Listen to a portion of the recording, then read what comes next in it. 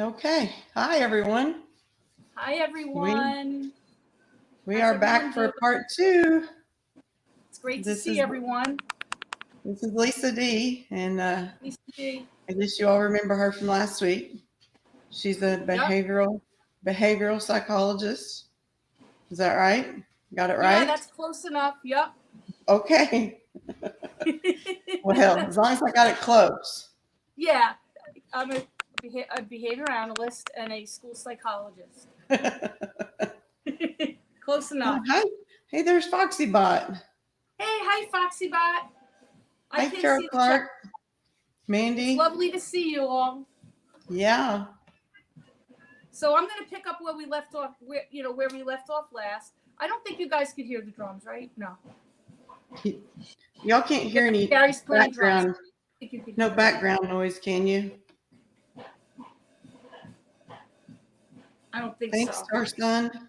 You want me to just dive right in? I guess we could. I guess we can get started. Hey, Dandy. Hey, Muppets. Honda. Teresa. Elvis. Yeah, that's true. Anybody who missed last week could go on YouTube and watch the first half. Right. We talked about a lot of interesting things last time. We talked about positive reinforcement. We talked about, a lot of technical terms, but a lot of interesting, examples of behavior difficulties that sometimes people come across with children and even adults. We talked about how behaviors occur in the natural environment, meaning all behaviors that we exhibit really in our lives are really shaped by what happens right before those behaviors and what happens right after them. And we are affected by our emotions, and those emotions and motivations do play into the reasons why we find certain things pleasant or pleasurable or not. And then that plays into what, in terms of what we find rewarding and how we behave and how it influences how we behave. And what we also learned is that when we exhibit a behavior and it's followed by something that's pleasant, we're more likely to exhibit that behavior again in the future under the same kind of conditions. So that's sort of a summary of what we talked about. Then we went into we went off a little bit on some people that had some feeding issues regarding their children and things of that nature. And I'm going to sort of dive right in because at the end, we talked about negative reinforcement as opposed to positive reinforcement. Now, negative reinforcement I ended on because it can be a little complicated because people think of negative reinforcement as punishment, and it's not. Punishment is when somebody behaves a certain way, and it's followed by a stimulus, something that happens after it, that's negative. And because of that consequence, that behavior stops. It has an influence on that behavior that makes it stop because it is aversive to that person. In other words, that punisher or stimulus is negative, but it's negative in the sense that it's unpleasant. When we're talking about negative reinforcement, and I'm talking about slide number on the handout, slide number, why can't I see it? 29, okay? That's where we are right now. We're talking about when you have some sort of state, right? Something that's really negative, that a person is perceiving as negative, and you remove that stimulus, right? That's unpleasant after the behavior occurred, and it acts as a stimulus to make a behavior occur. I'm going to give you examples, though, all right? On slide number 7, I'm going to make this real for you guys. Negative reinforcement always involves an aversive condition, something that you don't really find pleasurable at all. You find it as a negative thing, and the person behaves in a specific way to get rid of that or escape it. I think last time I used a really not the greatest example of when you get a headache and you go to get Tylenol or Motrin. You get up, you go over to the cabinet, you take the Tylenol or Advil because you want to alleviate the pain of a headache. So the headache is the aversive stimulus, and you go to get the Tylenol or the Motrin because you want to relieve yourself of that aversive stimulus. So you go over and you take the Motrin or the Tylenol, and you're not even thinking about it. You're just going right over there and you're taking it. And that's not the best example, but a small example of negative reinforcement. Here's a really good example. Okay. Look on slide number 31. Okay. There's a mommy and she has a little baby, and the baby is crying, really, like screaming, crying, right? The mommy is hearing the baby crying, the baby screaming, right? And that is the aversive stimulus, right? The mommy doesn't want to hear the baby crying because, well, there could be a lot of reasons. It could be that she doesn't like the sound of it, and also she doesn't like the idea that the baby could be suffering and it could be upset, right? She wants to soothe the baby, but by and large, it's an aversive stimulus for whatever reason. So she goes and she picks the baby up, and the baby stops crying, and she doesn't hear the crying anymore. So that is an example of negative reinforcement, because the act of picking up the baby was the behavior that she exhibited to turn off that stimulus of the baby screaming, right? So it's a very, very simple example, and I bet you a lot of people could come up with a ton more of them, right? And what I think the main point is, behaviors occur under both of these conditions, either to alleviate suffering from an aversive stimulus, right, through negative reinforcement, or through positive reinforcement to achieve a pleasurable state or something that we enjoy, something that we like. So we are rule governed, really, without even really being that aware of it. And we all are. I mean, this applies to, animals as well as humans. I mean, we are animals, but you know what I'm saying. Like, there's many, many behavior analysts that only work in the field of animal training and things of that nature. But I always like the example of a baby crying, because if you really think about it, anytime a mother or a father hears the baby crying, it's like, even like when people have to, like, when the baby screams and you have to do that thing where you have to, like, start to ignore it sometimes, right? Now, Patty, I'm sure you went through that with yours. Yeah. It's one of the most difficult things to do, to ignore that baby crying. It goes against nature, really, almost, right? I didn't do that too much. I couldn't ignore it, but I had to with some of my grandchildren, because their parents had rules, and at bedtime especially, because they were trying to get them to go to sleep on their own. Yeah. Mm-hmm. Very difficult. Yeah. I had to do that. It's a funny thing. I had to do that with Gina once. And the one time I did it, she had an ear infection and I didn't know it. But luckily, I only ignored it for a few minutes, because I thought that she was just getting into that age where she could have been becoming dependent on me picking her up a lot. And thank goodness I didn't. I thought better of it. I sort of thought to myself, you know what? It wasn't really that much of a pattern, really. And I said, what am I doing? Let me, not take the chance that something was wrong. And then I took it to the doctor the next day, and she had an ear infection. And I always remember that, because when in practice, I always would, first and foremost, with a child, especially with a new behavior, I would always look up the medical angle of what was going on with the child before anything would be done. If I was treating a kid at home, especially, but in any context, I would always try to think to make sure that child was medically stable and safe, because you never discount those factors, And No. That's why when I do these workshops, even, I always say to people, if you're asking me about your kid, you have to, this is all generalities. I can't really, give you advice about a specific kid and be like, hey, you know what, do this and this will happen. And I think everybody kind of understands that that's where I'm coming from. But That's why you really, really have to be careful.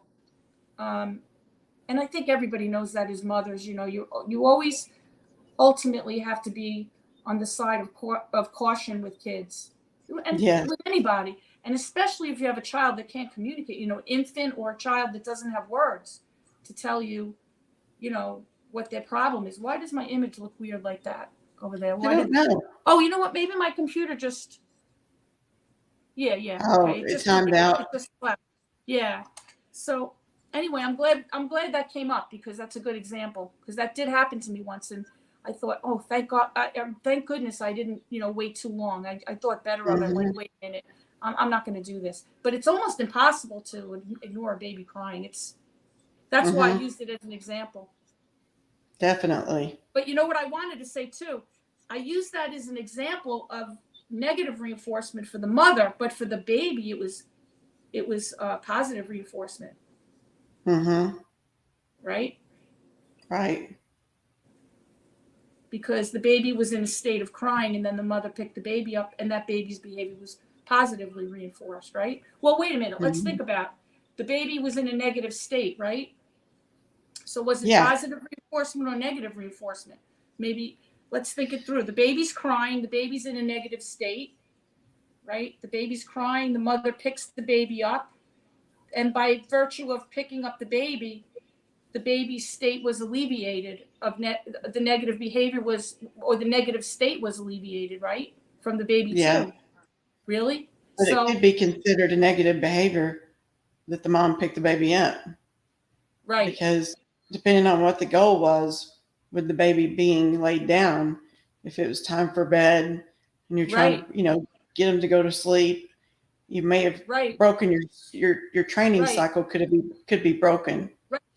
So I think it's a good illustration because it always depends on what the reason is for the baby crying, essentially.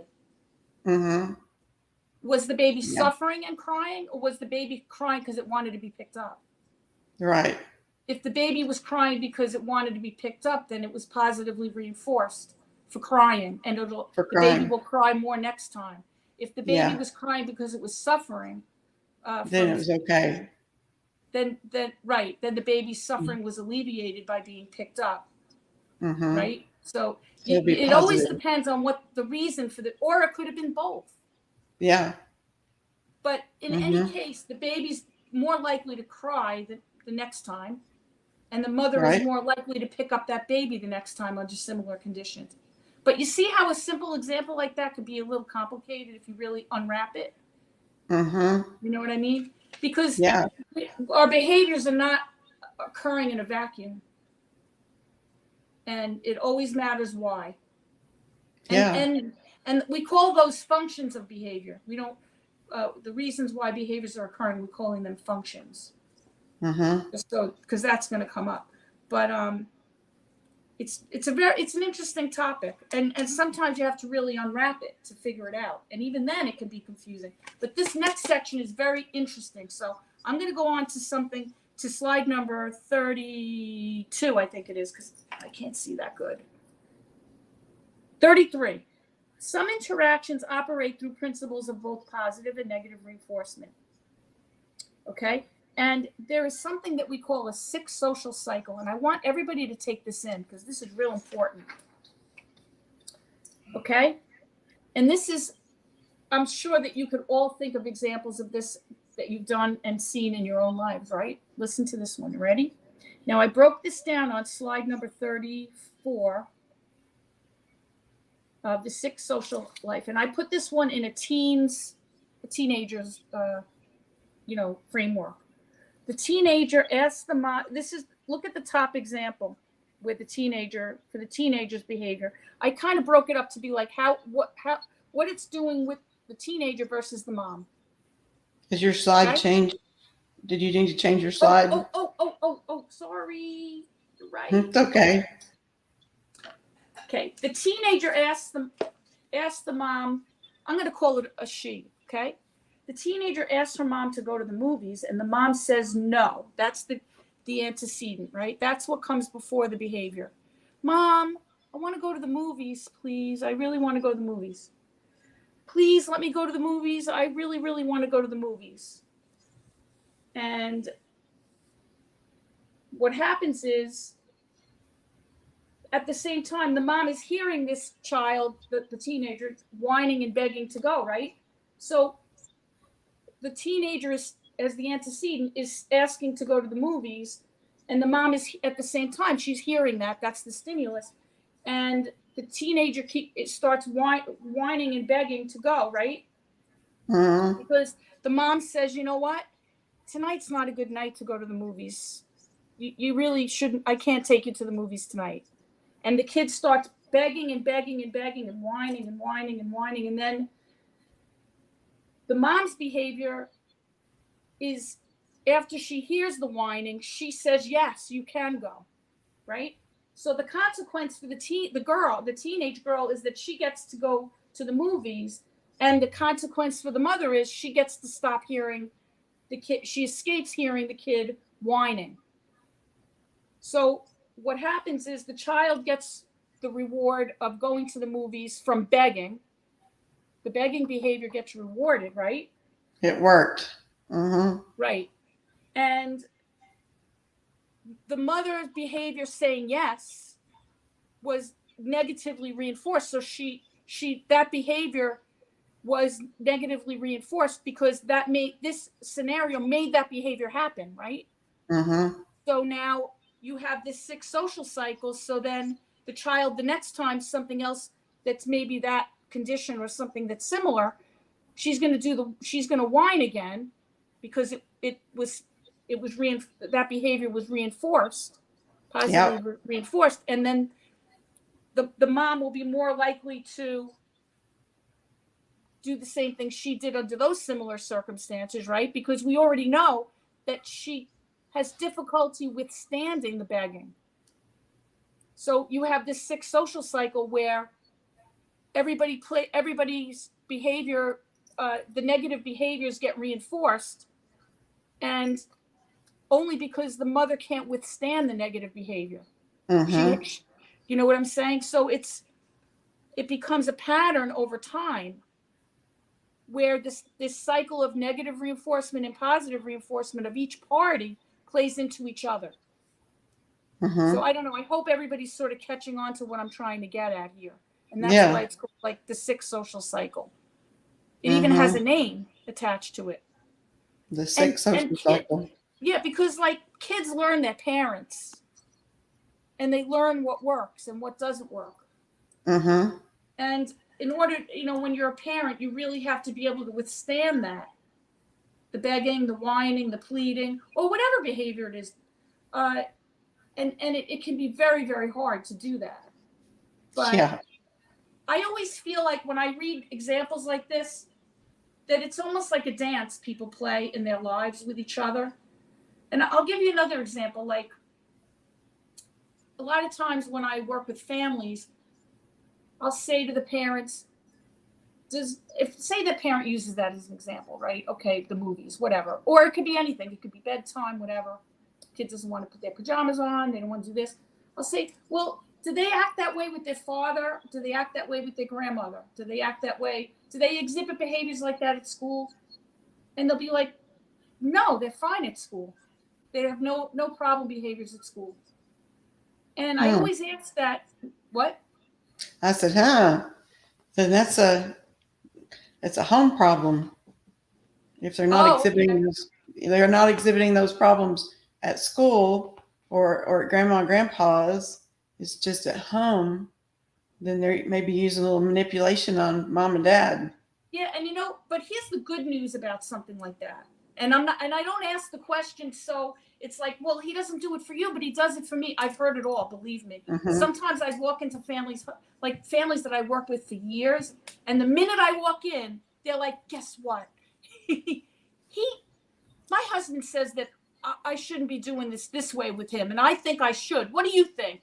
He keeps telling me I'm stupid or something like that. I'd be like, come on, guys, really?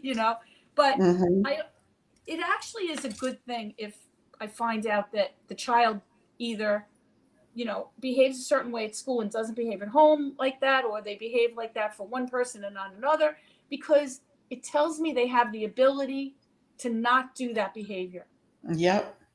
They have it in them, and it can be Mm-hmm. it can be unlearned with some work with another Yeah. person. So it's actually a really good thing, and I like to hear Mhm. that. And Yeah. you know what I mean. And it's one of the best things I hear, because you know that there is some flexibility in that child's repertoire, and if they can do it for one, they could do it for the other. And believe it or not, it shows that with certain kids, it tells me they have a certain skill level and a Mm-hmm. level of ability to cope. So then I know that I can modify that with that other parent or that other person much more easily, because they have that in their repertoire. If they could do it for one, they could do it for another. So it's actually a really good thing, a really, really good thing. So if you have that situation in your life, try to think of it that way. And it's more Yeah. about ability, and the possibility for change. So having said Yeah. that, what did I put next? Let's see. I didn't. Oh, this is the shower. Okay. Let's see. This is an example with a shower. The child is playing quietly until the mom says it's time to take a shower. The child immediately cries. The mom tells the child, "Oh, honey, you don't have to take a shower." And then the child immediately stops crying and is quiet. And since the child stopped crying, the mom no longer hears the crying anymore. And the mom, so that means the mom is escaping that stimulus from crying, right? And the child doesn't have to take the shower, right? Yeah. So that child's behavior is the mother removed the demand for that task, right? Yeah. So that's another example of the 6 social cycles. So I'm going to read what I wrote underneath each one so we can clarify it a little bit, okay? So before this happens, before the behaviors occur, the child is playing and is fine. Now, how many times I have had kids that have explosive behaviors when they have to take a shower. Really, I'm serious, okay? The mom's verbal direction to take a shower is the aversive stimulus to the child. And the child considers that a punishing stimulus because she already associated that direction with taking a shower, of which she does not want to do, right? The child Mm-hmm. immediately cries. The child's crying is an aversive stimulus for the mom and therefore considered a punisher for the mom. So now, remember, when you're talking about negative reinforcement, you're taking that away, right? You want to remove that negative stimulus, right? The mom tells the child she doesn't have to take the shower, so the mom is removing that punishing condition, right? She takes, and at the same time, taking away the demand from the child. So it's really doing two things at once. You're taking away the demand from the child, and you're removing the stimulus from yourself. You're making her stop crying, and you're taking away the demand from the child, right? Right. So that's why this is this is a really good example of a 6 social cycle, because and you can really see the example of the negative reinforcement here, because everything's getting removed. The crying is getting removed and the demand is getting removed for both people, right? So Right. I always give examples of this because it's a confusing concept to a lot Mm-hmm. of people, but it's important because a lot of times people will tell a kid what to do, and as soon as they start getting upset, they'll either negotiate, add another condition to it, or take the demand away. And that can be very, very damaging, not just for what's happening at that moment, but for what other directions are given later on, because then Yeah. that pattern gets established. It's a precedent setting situation, and then it goes into other behaviors. And then once the child learns that you're willing to take away a demand, that's what they call it in my field, removing a demand. It's just text speak. But anytime you sort of renege on something that you're telling a child to do, you're running the risk of having that pattern develop, because they'll remember that and they'll come back for more. It's a very potent thing that happens when we do that with children. So we have to be really careful about saying it when we really mean what we're saying. We really want them to do it. If you don't really want them to do it, don't say it. Right. Don't even ask them to say it. Don't even ask them to do it. If there's Or wiggle I shouldn't room. say, don't ask, tell. Uh-huh. Don't even If go there's there. if there's wiggle room, they're going to try to wiggle out of it. Right. I hope I'm being understood well. Do you think everybody's getting this? Yeah, I think so. I deliberately It was seems to be. reading it off the page so it could be really concrete. It's basically, you know, not following through on what you're saying to do really can act like a potent reinforcer, whether it's taking something negative away, a negative condition, or even, you know, providing a positive one, like rewarding a negative behavior when it occurs, right? Right. They're both very potent, and they have very strong influences on behavior, not just in the present, but the next time. You know, I remember when I took Gina to the mall once, and she was, you know, in the stroller. I think she was around 2. And I had been stuck in the house for like a couple of weeks because my kids were always sick. It was ridiculous. And I couldn't wait to go out. And my mom came with me, and it was like the first time we were out in weeks. I wanted to go out more than she did, my daughter, because she didn't really like being out in public places. She was easily overwhelmed. So we go out, and she started, and it makes it sound like she was such a brat, right? I used her as an example the other day. But she started like being really obnoxious and annoying in the store, you know, like just like trying to wiggle out of the stroller and cry and be like just really really annoying and just terrible. And I said to her, you know, a couple of times I tried to warn her, you know, stop it, you know, the no stop don't thing, this and that. Nothing worked. I think in the end she was probably just tired, that kind of thing. And finally I just said, if you don't stop doing this, we're going to leave. We're going home. We're definitely going to go home. And I'm thinking in my head, please let her stop, because like I just want to be out of the house. I can't take it. You know when you're just dying of monotony, you know? Yeah. You just Like when there's a snowstorm and you're stuck in the house. Exactly. Like you're just dying to be out. And I don't remember how I put it to her, but I gave her some sort of ultimatum with a time stamp, like a certain guideline. And she didn't do it. And I packed her up and I brought her home. Aww. I did it. I brought her home, and that was the end of the day. And that was it. I brought her home. And, you know, she was upset, but I think I was more upset. But I was saying to my mother, if I don't bring her home the next time we go out and she acts like that, I'm doomed. I'm just doomed. Yep. You know, it's over. And I said, it's only one trip to the mall now, but the next time it'll be worse. She'll do it. My word will never matter. No. You know, but did you ever go to the store and you hear people threaten kids like with things they can never impose on them at all, like a consequence that has no merit whatsoever? Yes. I've been in the mall. I've heard all kinds of stuff. I'm taking you to the police.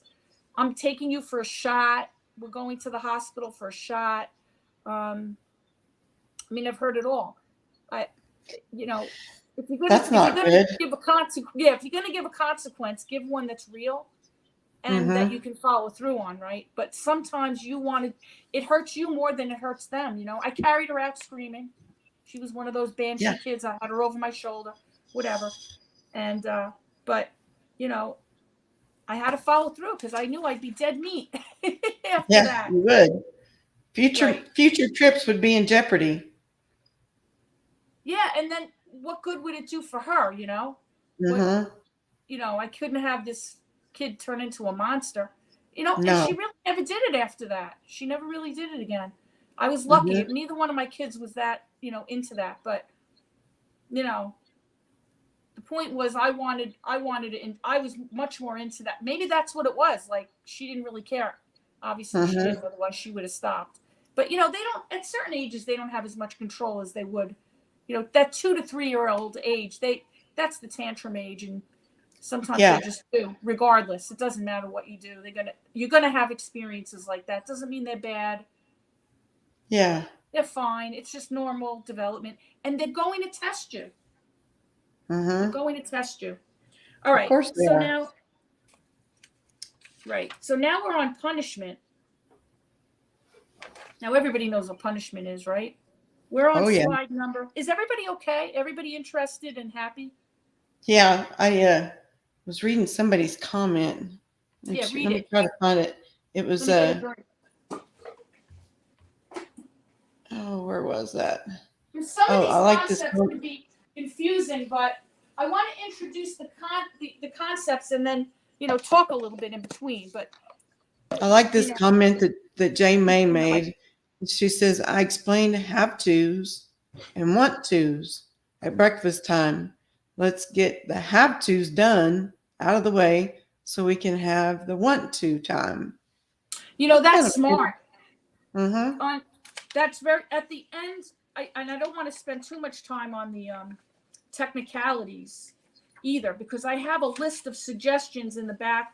In fact, I even thought of skipping to those and then going back to the text speak, because they're really interesting. And I think what she's talking about, and this is huge, right, guys? You always need leverage. Need leverage.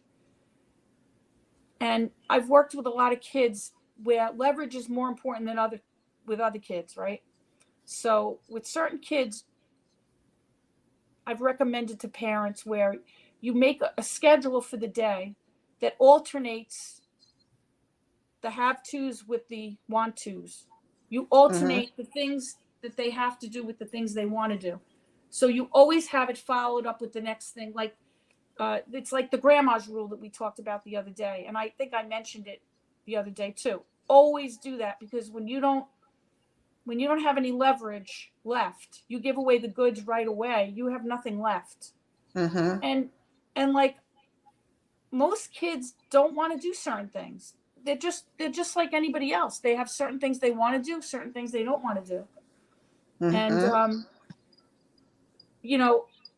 you have to have certain things that you can say to them, like, when you do this, then when you do this, then we can do that. So they have some motivation to do the things they don't want to do. Because sometimes the things they don't want to do are really crappy. Yeah. Like they don't want to do homework. Yeah. Tonda M says, "I've learned that kids do not like shopping. Don't take them." Just don't even take them. Yeah. There was time when there was certain things I didn't take my kids out to do.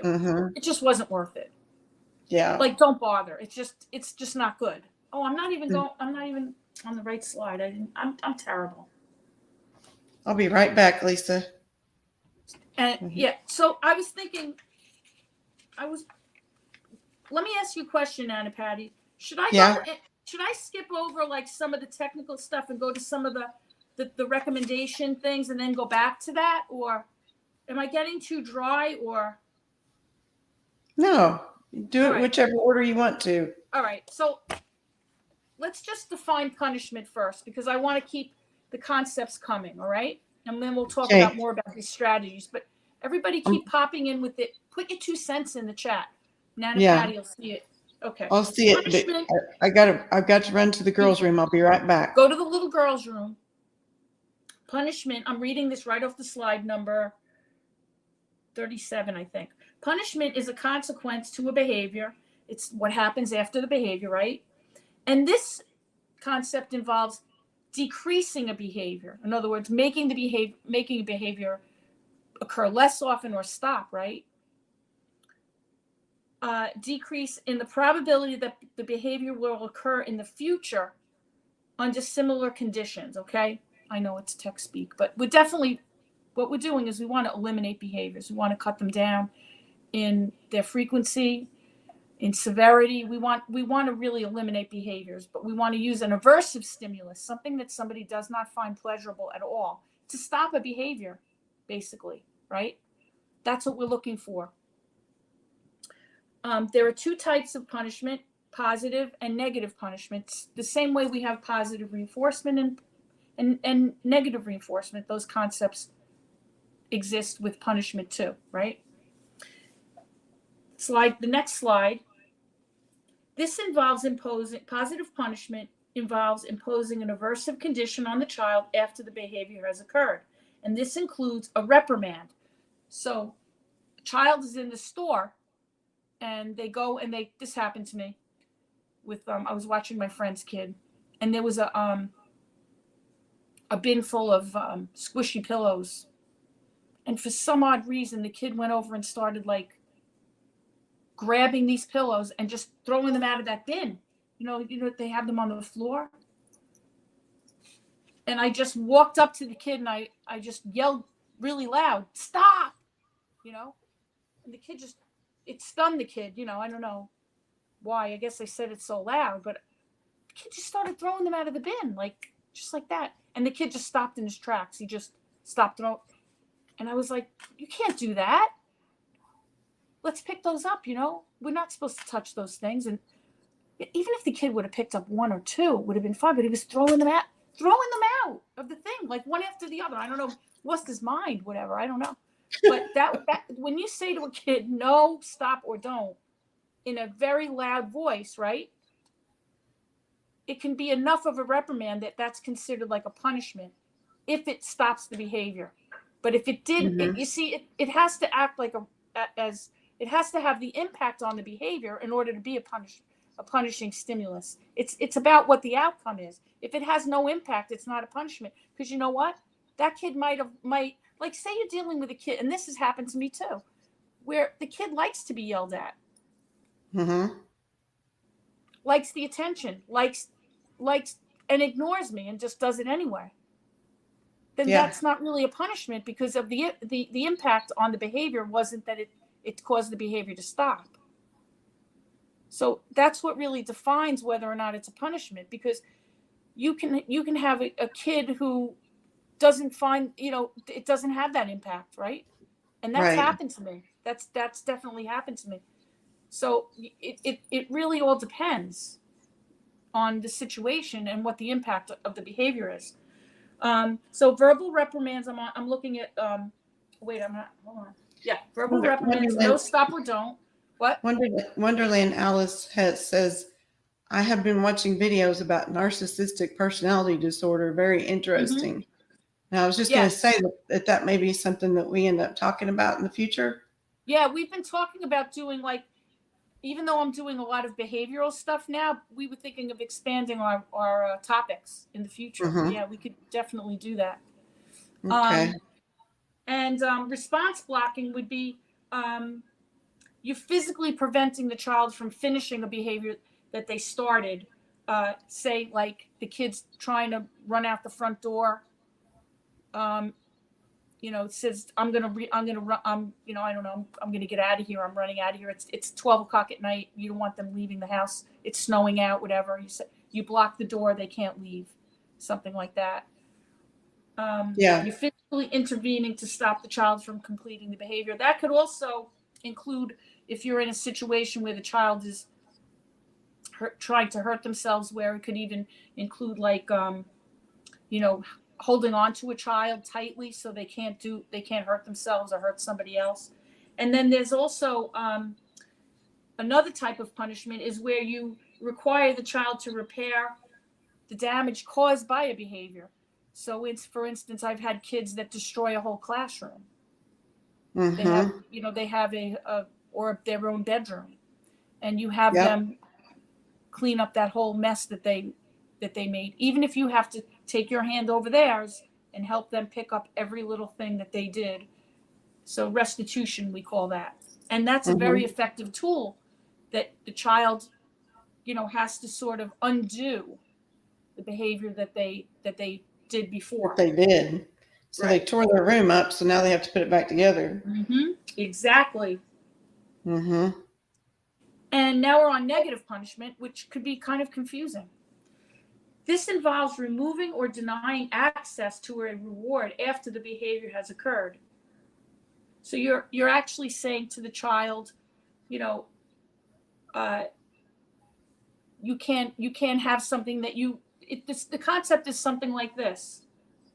You can't have something that you like because something that you enjoy, something you find pleasurable because of what you just did. Right. In other words, I'm taking something back from you. I'm removing something from you that you once had, but you have no longer because you exhibited that behavior. So that's a form of negative punishment because there was something pleasurable that the child had that you're removing. Negative punishment involves removing something pleasurable as a punisher to get a behavior to stop. Mm-hmm. Right? So one example is timeout, right? Timeout is the real term for that is timeout from reinforcement. So you're removing all access to any. It's supposed to mean like you're being removed from any source of reinforcement. That's where that comes from. In my hands, it's defined as the child is removed from an environment that is presumed to be reinforcing.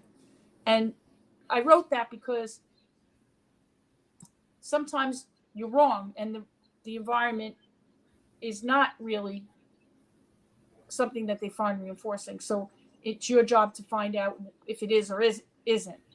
Mm-hmm. But and a response cost is something that the child has already acquired access to, and you're taking it away for a specified period of time. It could be an object, it could be a privilege, it could be, it could be anything. But the child already, I mean, it could be, right. And we've used that a lot in schools for children, but we've always implemented, not always, but most of the time we've implemented that after a child has the ability to earn things and they learn what it's like to gain first. And then you can implement like a response cost so that it's sort of like you're giving and you're taking, things of that nature. So timeout and response cost are both examples of negative punishment. I wrote this for teachers, so that's why it's so tech speak.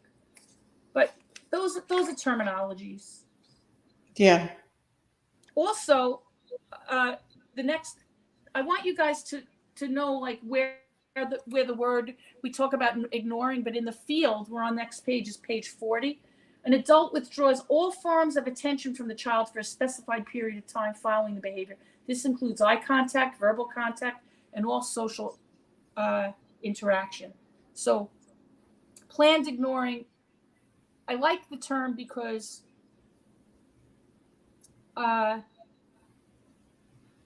it's not like, and when I work with teachers, especially, well, even in families, I try to use that term because it shouldn't really be used haphazardly, ignoring. Mm-hmm. Because if the child's not, like, you have to find out why the child's behaving a certain way first before you ignore something. Because if you're ignoring it, if it's not being done for attention, right? Then you're ignoring it is like giving permission to do it. Mm-hmm. Like wrap your head around that for a minute. Silent permission. If you're acting in a way, like say I'm doing something and I'm mostly doing it so I get your attention. And then you ignore me, right? Then I'm not getting that positive reinforcement from you. Okay? So that means that I might be less likely to do that next time.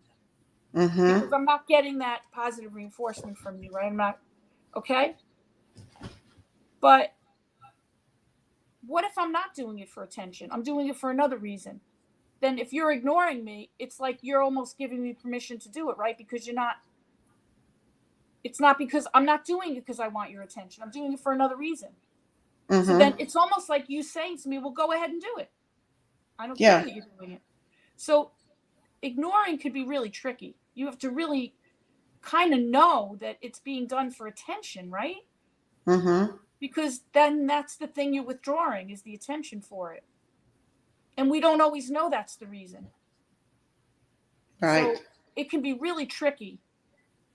And ignoring and timeout became very popular, right? In the last I don't know how long, right? People love to use ignoring, and people love to use timeout too. Mm-hmm. But you really do have to know what you're doing to make sure that it's the right thing to do. And Yeah. it all comes down to why the kid's really behaving that way, or the adult really. Because people can engage in really negative behaviors, and it could look like they're very unhappy engaging in them. Mm-hmm. But those behaviors, they're finding them to be very reinforcing to themselves. And the outcomes of those behaviors can be very rewarding to them. So a Mm-hmm. person could look like they're suffering greatly, but their behaviors and those consequences to those behaviors could be very, very powerfully reinforcing. So it's really tricky. It is. So that's why I like the term planned ignoring, because it should never be done like just haphazardly like that. A lot of thought, I think, should go into it. And I think parents do really think about what they're doing most of the Mm-hmm. time. I think they really try to, I think most parents really try to hone in on the reasons why their kids behave a certain way. But it can be really confusing too, because a lot of times it's not only for one reason. But you could Yeah. get a lot of clues from kids about why they're behaving a certain way if you really put it all together. If you really get to know the kid. I mean, they're your kid from the time you have them, and you really can get a good idea of the way they operate. But still, there's always a little uncertainty, I think. And I think it gets harder in blended families, like Yeah. when you didn't have that child from birth, and they're exhibiting behaviors that you've never seen before. Even though you may have children yourself, your children never acted that way, and it's like, why are they doing this, and what do I need to do about it? And yeah, that's a great point. uh-huh. And then like you might not necessarily be able to ask their other parent how they handle it, or the kid might say to you, my mom always lets me do that. Or I Mm-hmm. mean, and then and I talked about this last time, like the child has to adjust to each environment. Mm-hmm. It's very confusing. It can be very, Yeah. very confusing. Yeah, I know. And Like for me, I married a man with 3 children, and I had one child, and his children were a little older than mine, so I was running into things I hadn't dealt with yet with the kids, and some behaviors that were issues. So it took me a while to figure it out, I'm how to sure handle those. Yeah. it's very hard. I mean, Mm-hmm. it's hard enough understanding your own kids. Yeah. Then you Much have less your own than. kids. Your own kids are there. They come in. They're influenced by some, these other children too. And then, Mm-hmm. you might handle those children differently. And then your kids are like, well, wait a minute, I don't get to do that. Or, Yeah. well, why did you let them get away with that? Or, Mm-hmm. and then you have to explain to them, well, I don't really know them yet, or that you're put into a terrible position. Mm-hmm. Very Yeah. hard. And there's so many blended families now. Mm-hmm. You Yeah, we know, even did some family counseling, to help yeah. bring our family closer together. Because, I think that any time you can do that, and I recommended that to a lot of people last time. mm-hmm. Get that help if you need help. If you really need help, go on a search for somebody really good. Like even for Yeah. me, like I'm giving you guys basic concepts here, but you know what? If I say something that piques your interest, that you feel like you need in your own life, go Mm-hmm. and get some help. There's a lot of good people out there. A Mm-hmm. lot of medical insurances cover this stuff. And changing behavior is not that hard. One good thing about the field is that people that do this for a living, they are motivated to make changes in behavior very quickly. They don't sit around. It's not like the old psychotherapy stuff or psychoanalytic thing where you go for 20 years and lay on a couch and talk and all this stuff. Like if you have a child with a behavior problem, they're very goal oriented and very motivated to make changes very quickly. So,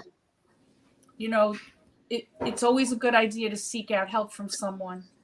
And if you don't find that person's the right person, go and look for somebody else, because it does work out that way. You got to find somebody that, really,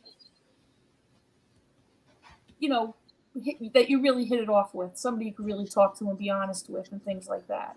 It really matters. And the kids have to be comfortable too. Yeah. Because these things can be very confusing. And we live in a really crazy world. Really crazy. Yes. Thank you, Lady Amalthea. Thank you. Molly is getting big. A special note on page 41. Let's see if I already said this. Planned ignoring is not effective at reducing the frequency of a behavior if the child is exhibiting a behavior to escape or avoid a task, or if the child is aggressive. If the child is not exhibiting the behavior for the sole purpose of gaining attention from others, then planned ignoring only perpetuates a negative behavior. All right, so that's pretty much what I said before. You have to be careful with it. You want to make sure that if you're ignoring a behavior, it's for the right reasons and not the wrong reasons. Otherwise, you're perpetuating the behavior. You're giving that child permission to behave that way. So I think that's a really key issue that we really have to remember that. Okay, guidelines for punishment. I think I kind of said this already. Punishing conditions consist of anything that the child does not enjoy and will avoid in his natural environment. That's how you decide what punishment what really means something to a child. Like so you're going to use things like the things that you're going to look to see what they like and what they don't like, what they enjoy and what they don't enjoy. If you're going to give them some sort of a punishment for a behavior, right? You don't want to pick something that doesn't have any meaning to them. Right. Depending on their age. Right. And that's a big deal because, even especially in schools where we don't automatically know what they like. We just meet them right at the beginning of school and we don't really know. And we do a lot of preference assessments because we want to measure how much they like certain things, how much they don't, but not for punishment, but more for reward. Because we like to be associated with good things. Right. With positive things. And with punishment, we have the same 30 second, 60-second rule that a punishment must be delivered within 30 to 60 seconds after the behavior has occurred in order to have an effect on that behavior. So it's the same concept. If you're going to, implement a punishing plan, it should always be done very soon after the behavior is exhibited. Otherwise, there's no connection between the two events, right? Right. And people don't really like to talk about punishment because it's negative, right? I don't like to talk about it either. No. Because we always want to try positive things first, none of us like to punish kids. Joanne Dallas says, we used to be smacked. No one spoke. Just bam. Just got hit. Yeah, in the old days, you didn't even get an explanation. Well, my parents weren't like that. They explained stuff. Yeah. But, my parents were very upfront with us. They didn't hold back in terms of explaining to us what their expectations were and what the consequences would be. And they never forgot. If say we were out and we misbehaved or something, we knew we'd be punished when we got home. They would never forget. There would always be something. But you always knew you were going to get punished for something. If they said you were going to get punished for something, when we got home, you got punished. There was some consequence or something, and they never forgot. But that consistency, I think that's something I wanted to mention right here at this point. You don't have to implement something really drastic sometimes to really give the child the message that they did something wrong. The no stop or don't reprimand can be very powerful. You don't have to get fancy. A no Mm-hmm. stop or don't reprimand can go very far with a child, and removal from that situation, physical removal from a situation, could go very far. You don't have to necessarily do anything else. I don't want this, the fact that I'm covering punishment, to mean that I'm thinking like I'm thinking you have to do anything like monumental either. You'd Yeah. be surprised what you hear from people saying with their children in the store, the begging, the pleading, the counting backwards, forwards, you know, Mm-hmm. explaining the rationalizations to explain to children. So what I'm saying to you is the no, stop, or don't is probably the best tool you could use, and the follow through, removal from the area, placing the Yeah. child in a different spot, giving them eye contact, saying you cannot do that right now, you need to stop. It goes so far. I mean, you don't need to do anything else other than that. For the most part, you really don't. When you are follow through and you are firm with children, it goes a long way, you know. J And May says, J May says, I had behavior rules for places. The first floor was shared space equaled calm and polite. Second floor was shared fun space. Your mm-hmm, room was where you could act out your feelings. mm-hmm. I guess that makes sense. Yeah, and you know, I think that's an interesting thing too, and I have this in my notes later on too. Um, there's the best thing you can do in your household is to have rules, because the family will function around those rules, and you'll have less conflict by just having some family rules.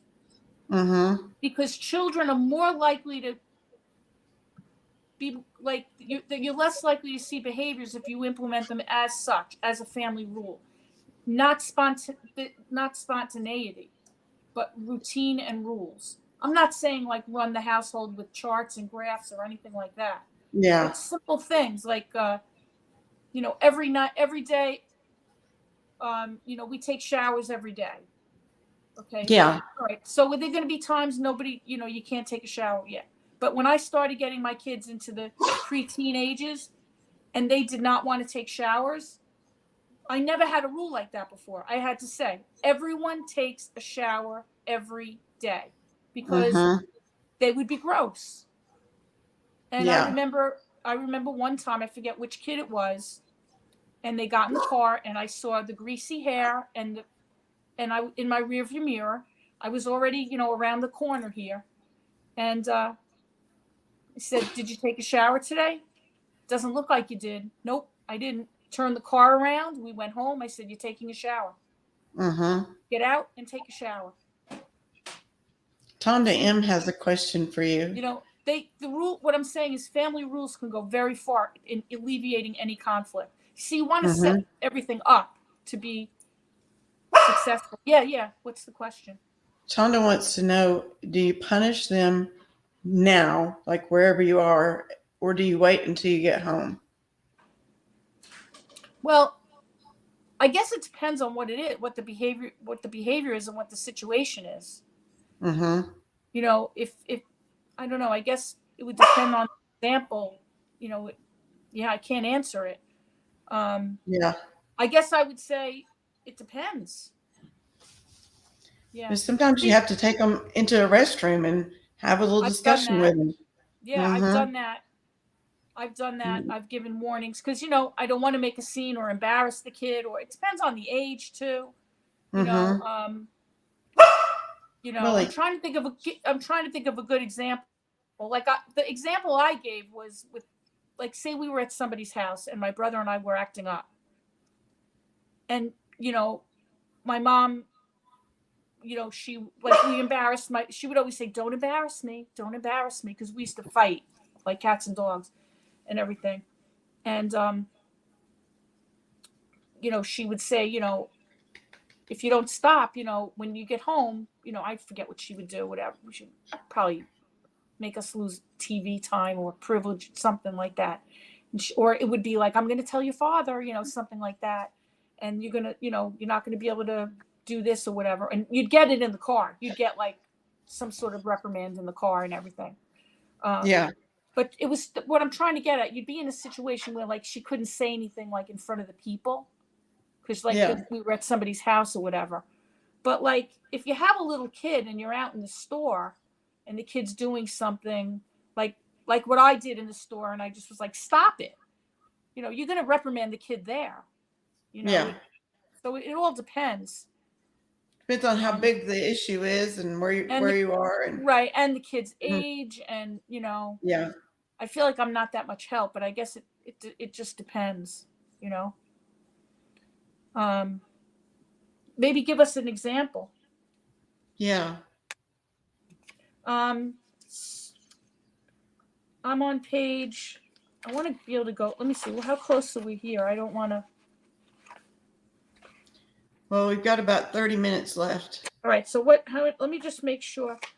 So we are on page, let me get rid of these first pages so I have a concept of how close we are. This is what I want to do. I'm going to skip this part. And I'm going to go to, you know what, I'm not going to skip because we're almost to the part I really want to make sure we get. We're going to go to page, all right, let's go to page 43. I'm going to just go through this pretty quickly. Guidelines for punishment. Always. Okay, what? I was going to say, Wonderland Alice, what do you mean? If you could only figure out why Allison wants to stab you.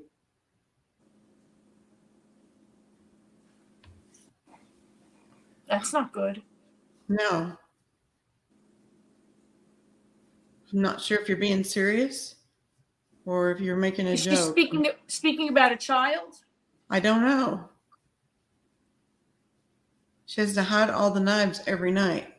Oh my goodness.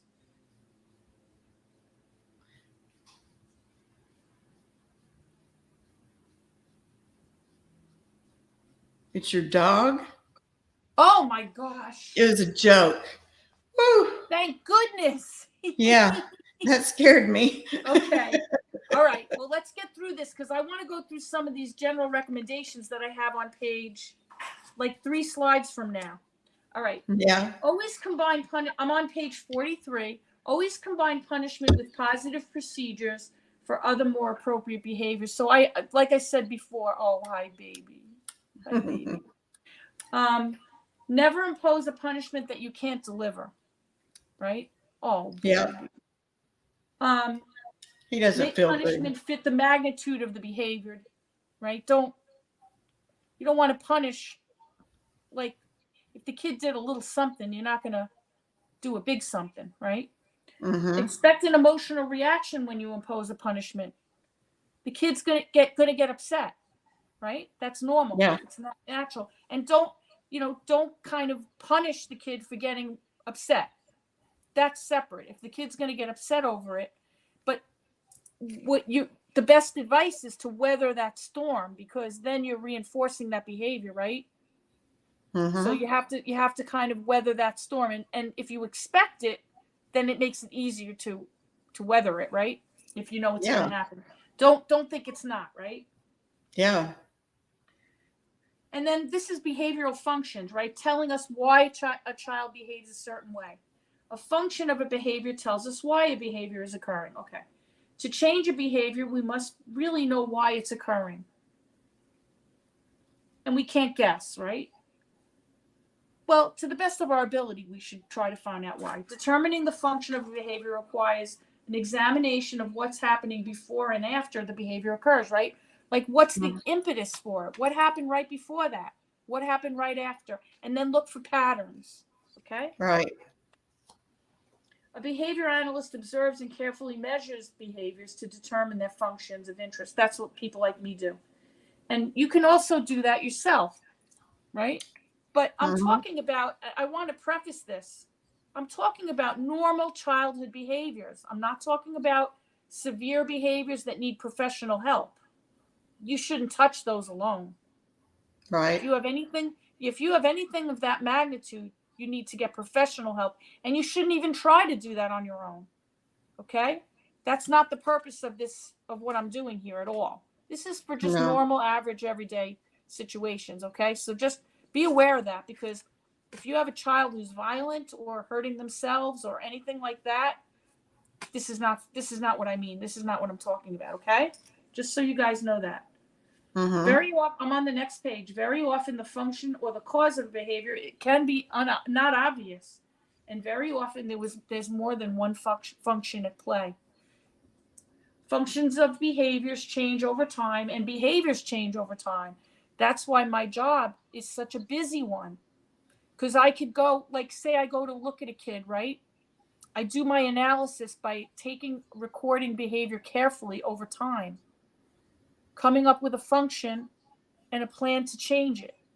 Every time I go in there, I'm changing that behavior plan, to adapt to what the child's behavior is changing. And it's a tedious job, and it takes an awful lot of time and energy, right?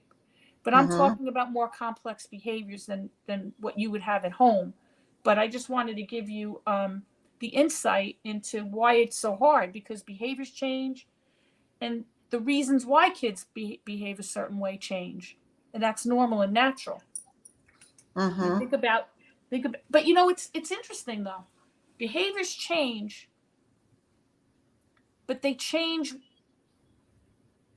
evolve, right? But how does that also fit into the fact that a lot of the research literature say that personality stays relatively consistent through a person's lifetime, right? Mm-hmm. There's so much mystery about us, like of nature versus nurture and things of that nature, right? But Yeah. it's like I said the last time that I spoke, and I said it's the negative behaviors that I see with children that have some difficulties in that area, that they're more likely to hold on to than the positive ones sometimes, because the negative ones have a lot of times more of the sensory components that make them feel good somehow, that we can't measure and we can't touch. So they get stuck with they hold on to some of those behaviors that are more what we would call negative, and they're more difficult to change. Whereas sometimes the behaviors that are more appropriate, they're harder to get out of them because they don't have the same motivators that we do.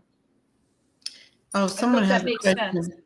Someone has a Yeah, question for you. I'm ready. Nikki, I'm Nikki ready. 1229 wants to know if you're still working out in the field.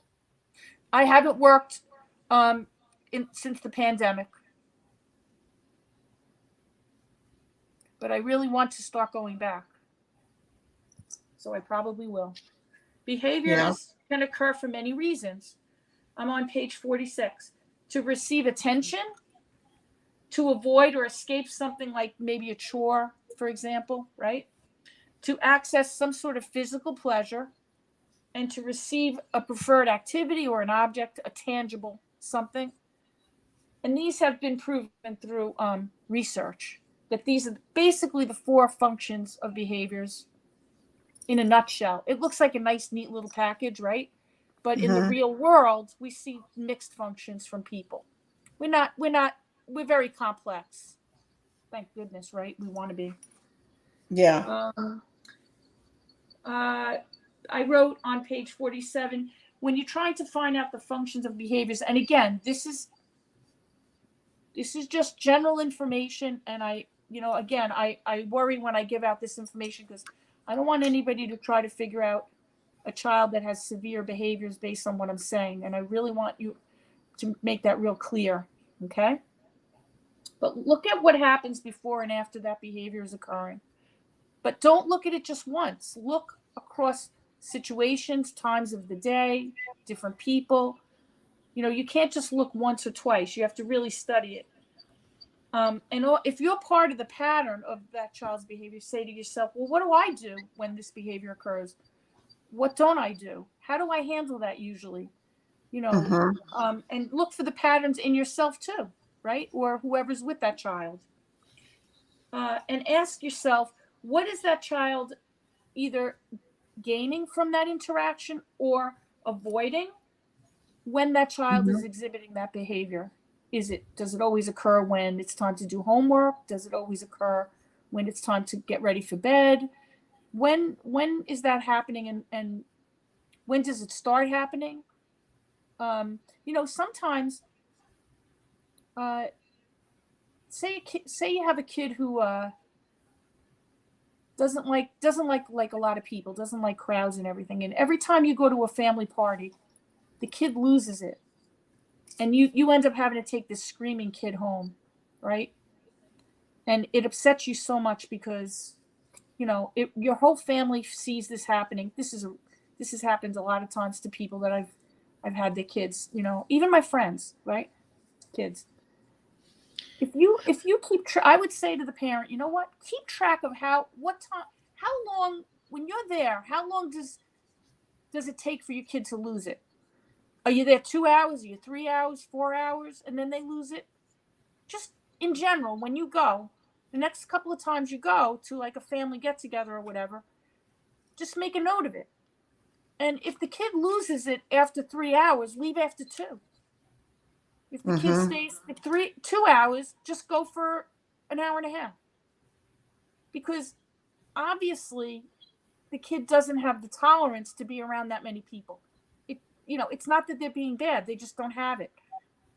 If they can stay for 4 hours, leave after 3.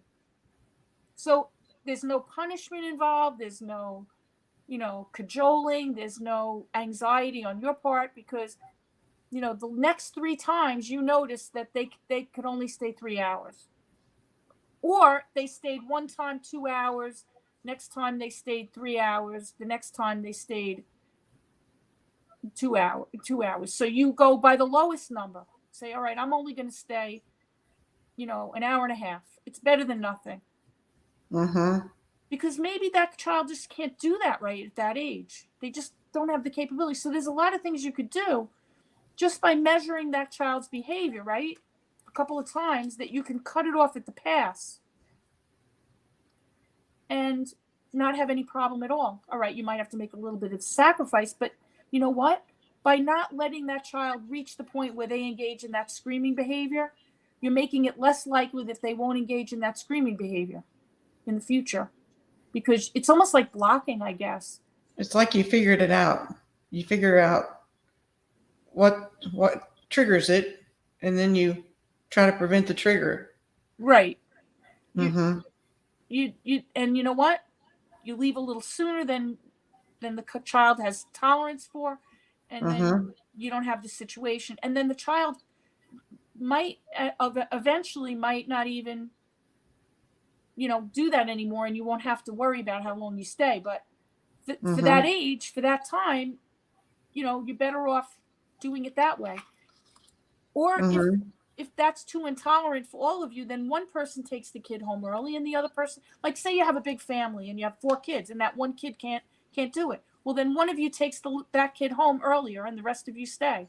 Sometimes you have to divide and conquer. But measurement of behavior can really work to your advantage that way, even if it's something simple like just measuring time. My kid always loses it after 3 hours. Can't handle it. So that's just an example. Nikki says, I'm a nurse practitioner and I have my PhD in psychology. I work with children with ASD all day, every day. Wow. A lot of this is very helpful, but information changes month by month, it seems. And then she says, nothing against Lisa or anything. It's just doctors and scientists in the world we live in. It becomes very confusing, unfortunately. Yes, that is true. Well, the information that I'm providing is very empirically based information and published. We know that what the information that I'm providing is true, and has been proven for a long time to be true. So you can be, I have references that are very solid, and you can be very sure that there's a lot of consistency in the research of what I'm saying. But it also can be very confusing, and you have to also be very careful and never really think that you know everything. Right. And always seek out help from somebody who really, really knows what they're doing, because as you know, behavior is very complex, and we can be dealing with behaviors that can be very severe. So we have to be very careful. And that's why I'm always putting in, conditions. And that's why it could be very tricky even giving out this kind of information, because you don't want anybody to ever think that they know so much that they can do something on their own and then cause any harm. We never want that, But I think I try to put it out there so that people have a framework, at least. A little What is ASD? Autism spectrum disorder. Okay, that's what I thought. I put on page 48, if possible, keep track of the details regarding the behaviors, such as who was with that child, what did the behavior look like, what did the child and others do before that and after that behavior occurred, and when did that behavior occur, and how often did it occur. That's what I was saying before, like with the, when you go out and you're with a family, gathering. In that situation, you're just keeping track of how often, how long the child could stay at the family gathering before they, sort of lose it. The other thing is like, and let me finish this last sentence. Implement a strategy. This is for a professional. I'm not saying like you should do this. Implement a strategy to change the behavior based on the function of that behavior. What I was going to say is, if you said, hey, wait a minute, I'm going to keep track of how long my kid could stay at a family party. Then you decide you're going to keep track of it for a couple of times. Then you find out that they only lose it when there's a family party involving other children. If it's a family party and there's no other children there except that child and their siblings, then you might be learning. You might be learning something else about the dynamics of why that child is upset. Maybe, maybe there's something else going on, or maybe the child only gets upset at somebody's house that they have a big dog, and turns out the kid's afraid of the dog and you didn't know it.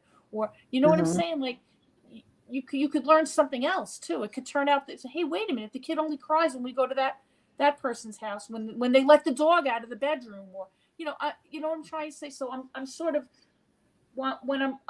when we're on this slide talking about who, what, where, when, and how, you could learn something else from, kind of keeping an eye on a behavior like that. Maybe it's not about time. Maybe it's about some other influence on the kid's behavior in that setting that you never even thought of. Something like that. You just don't know until you really look at it. I had, I'll never forget this young lady that I was consulting for, and she was blind.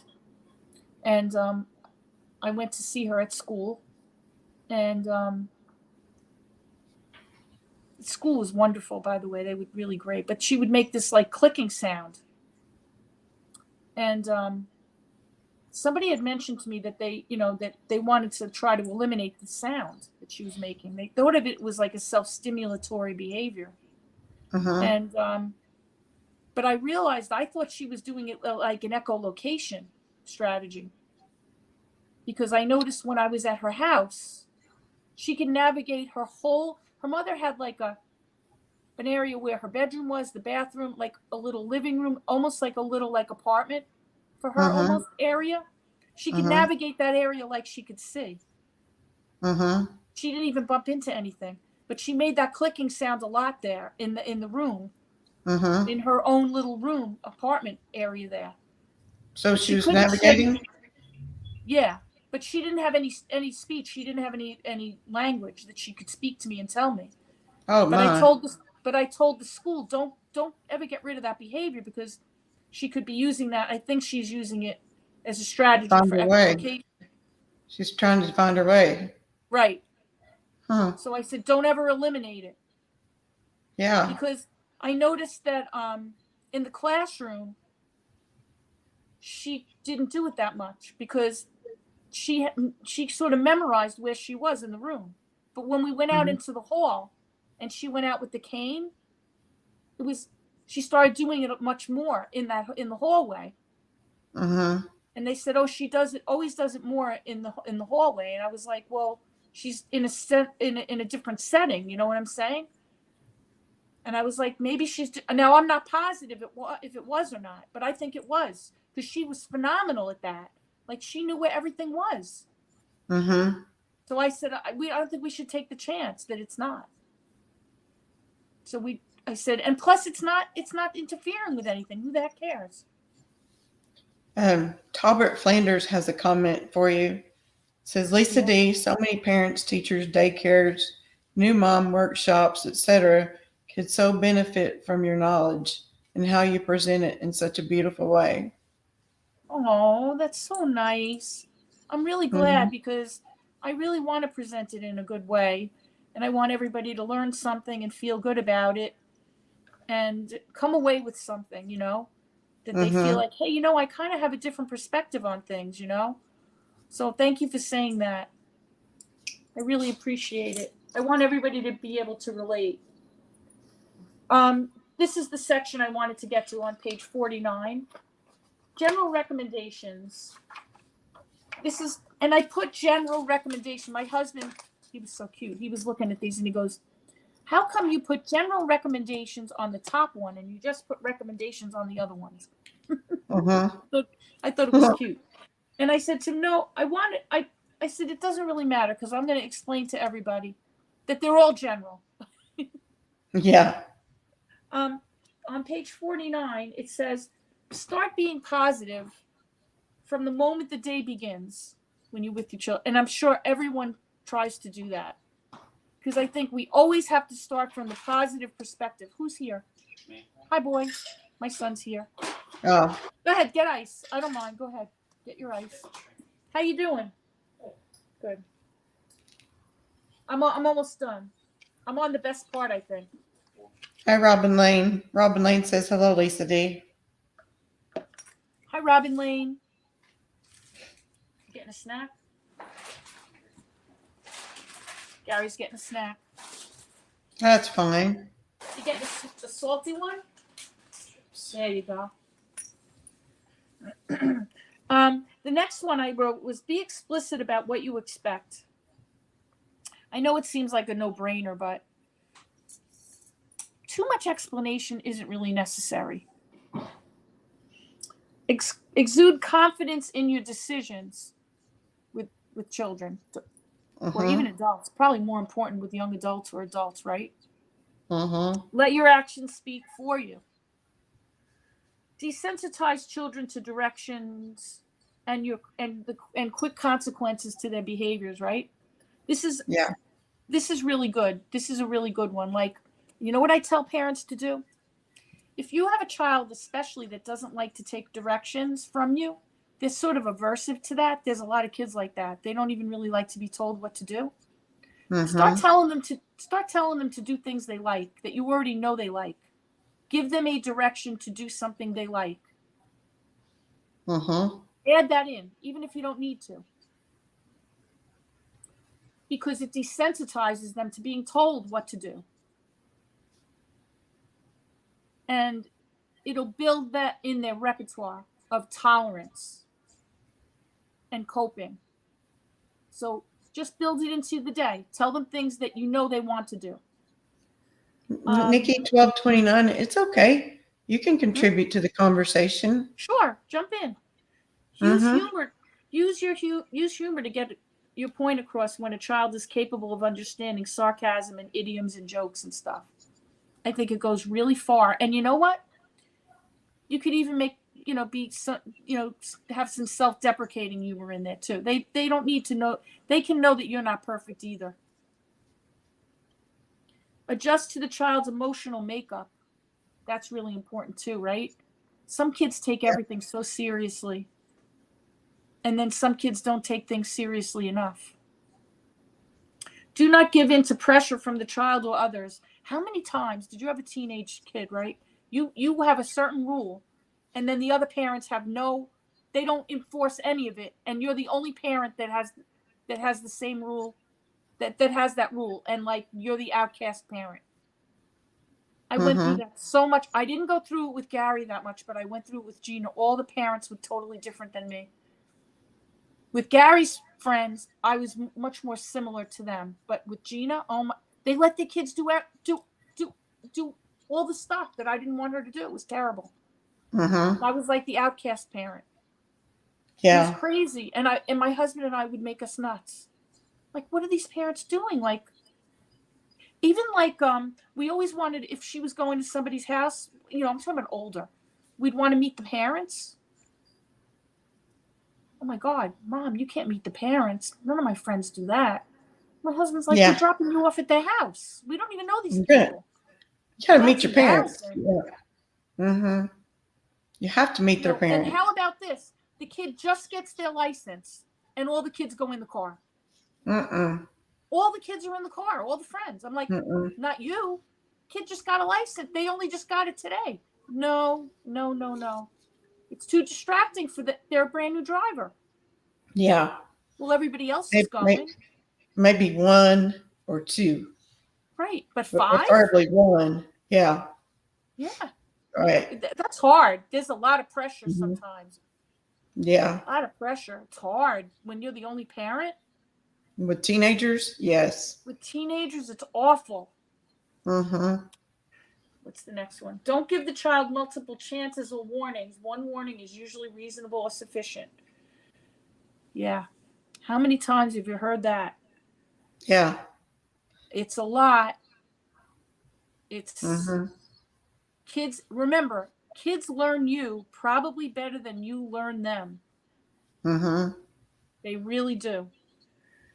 Yep. Treat the child based on the behavior, not his or her chronological age. I said that last time, right? If the child is, 15 and their behavior is a behavior of a 10-year-old, estimated, you treat them like like that behavior is. Now, maybe they'll exhibit it. I was going to finish my sentence. Treat them like they're 10 at that moment. If tomorrow they exhibit a behavior like a 15-year-old, then you treat that behavior like it's a 15-year-old. But you go by what the child is acting like. And that includes an adult. I mean, did you ever meet an adult with childlike behaviors? I mean, I have. Yeah. Yes. And it's very uncomfortable, right? Yes. To meet an adult with childlike behaviors. Mm-hmm. But how do you respond to them? To me, instinctively, I will treat them like a child. Mm-hmm.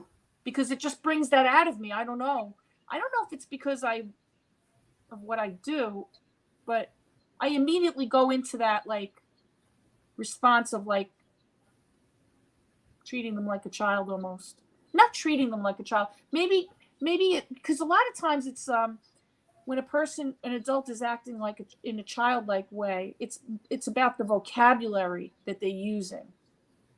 Right. I don't know how to explain it any better, and so I guess my vocabulary would match it instinctively, but right. I can't say I've never made a mistake in my career. I guess everybody has made mistakes, but I've never gone wrong with keeping to that rule that I treat the behavior. Well, you always are, as a behavior analyst, treating the behavior. Mm-hmm. It's not really you are treating the person, but you're really focused in on treating that behavior. But you do have to adjust based on the age of that behavior, because kids are really funny. Like, they can regress in what they do at times. Right. And sometimes it's almost like it almost feels like a strategy that they use. They'll revert back to an earlier stage to sort of get something that they want at that point in time. Mm-hmm. So anyway, make household rules and stick to them. The rule is you take a shower every day. That's my example. The rule is we don't curse. We do not curse in our home. The rule is that you go to bed at 8:30. I can't tell you how important that is, because it takes away so much conflict, especially around these events that children could really hate. Use visual schedules, calendars, or any other visual aids or structuring tools that fit the child's needs and your own. And you know what? You don't have to implement anything fancy. But you can if you want. But don't ever do it if it doesn't fit into your life. I've had people where they go to like a therapist or something, and the therapist comes up with this like really cool chart, says, oh, we're going to keep track of this, and this, and the kids have these fancy chores and this and that. And the parents, they have 6 kids, and only one kid is being treated, right? But they're including everybody, and it becomes like how's the parent going to keep up with that? So it has to be able to work for you and for the kid. But children are very visual and very concrete. So even if you use a simple little, cue card or something, I've used them with my kids. I had, for Gary, because he has ADHD since he was practically born, right? I used to have his binder. He loved, he always used the binders for his schoolwork. He liked the binders. And I used some of my, I'm not in the camera frame, some of my visual prompting cards. They're real tiny. And I stuck them on the edge where the paper didn't touch. And I would stick them in there, and I would say, look at the teacher, listen. And I would write, what I made him one that I wrote, no doodling. Yeah. And, but then, what was interesting? When he got older, he told me, you know what, Mom, doodling helps me concentrate. I can actually pay attention better if I doodle. So I got rid of that one because he was getting good grades. What was I going to do? Take away? Big deal, right? But I would stay, put things in his book to give him a little signal to, pay attention, stuff like that. And then, at certain times I would have little reminders and things. And, we had a whiteboard that we would write things on, or if it was somebody's turn to do something, or, I think they should be as simple as they can be and workable within the family structure. I don't think you should make things too complicated that people can't do them, because then if you can't do them, it's worse. Then, what good is it if you can't do it, if it doesn't work into your life? You know what I mean? But the kids are very visual, and it's very structuring. If you have a child that's difficult and you can get your hands on something, like if you go to a therapist or a behavior analyst or something like that, and they think it's a good idea for you to do it, and you think it would work well for your child, do it. Visuals work real good, really well. Where are we at? Praise the child often and when it is deserved. But don't do it if it's not deserved, right? Don't overdo it, but do it when it is well deserved. Praise goes a long way. If the child likes to be praised.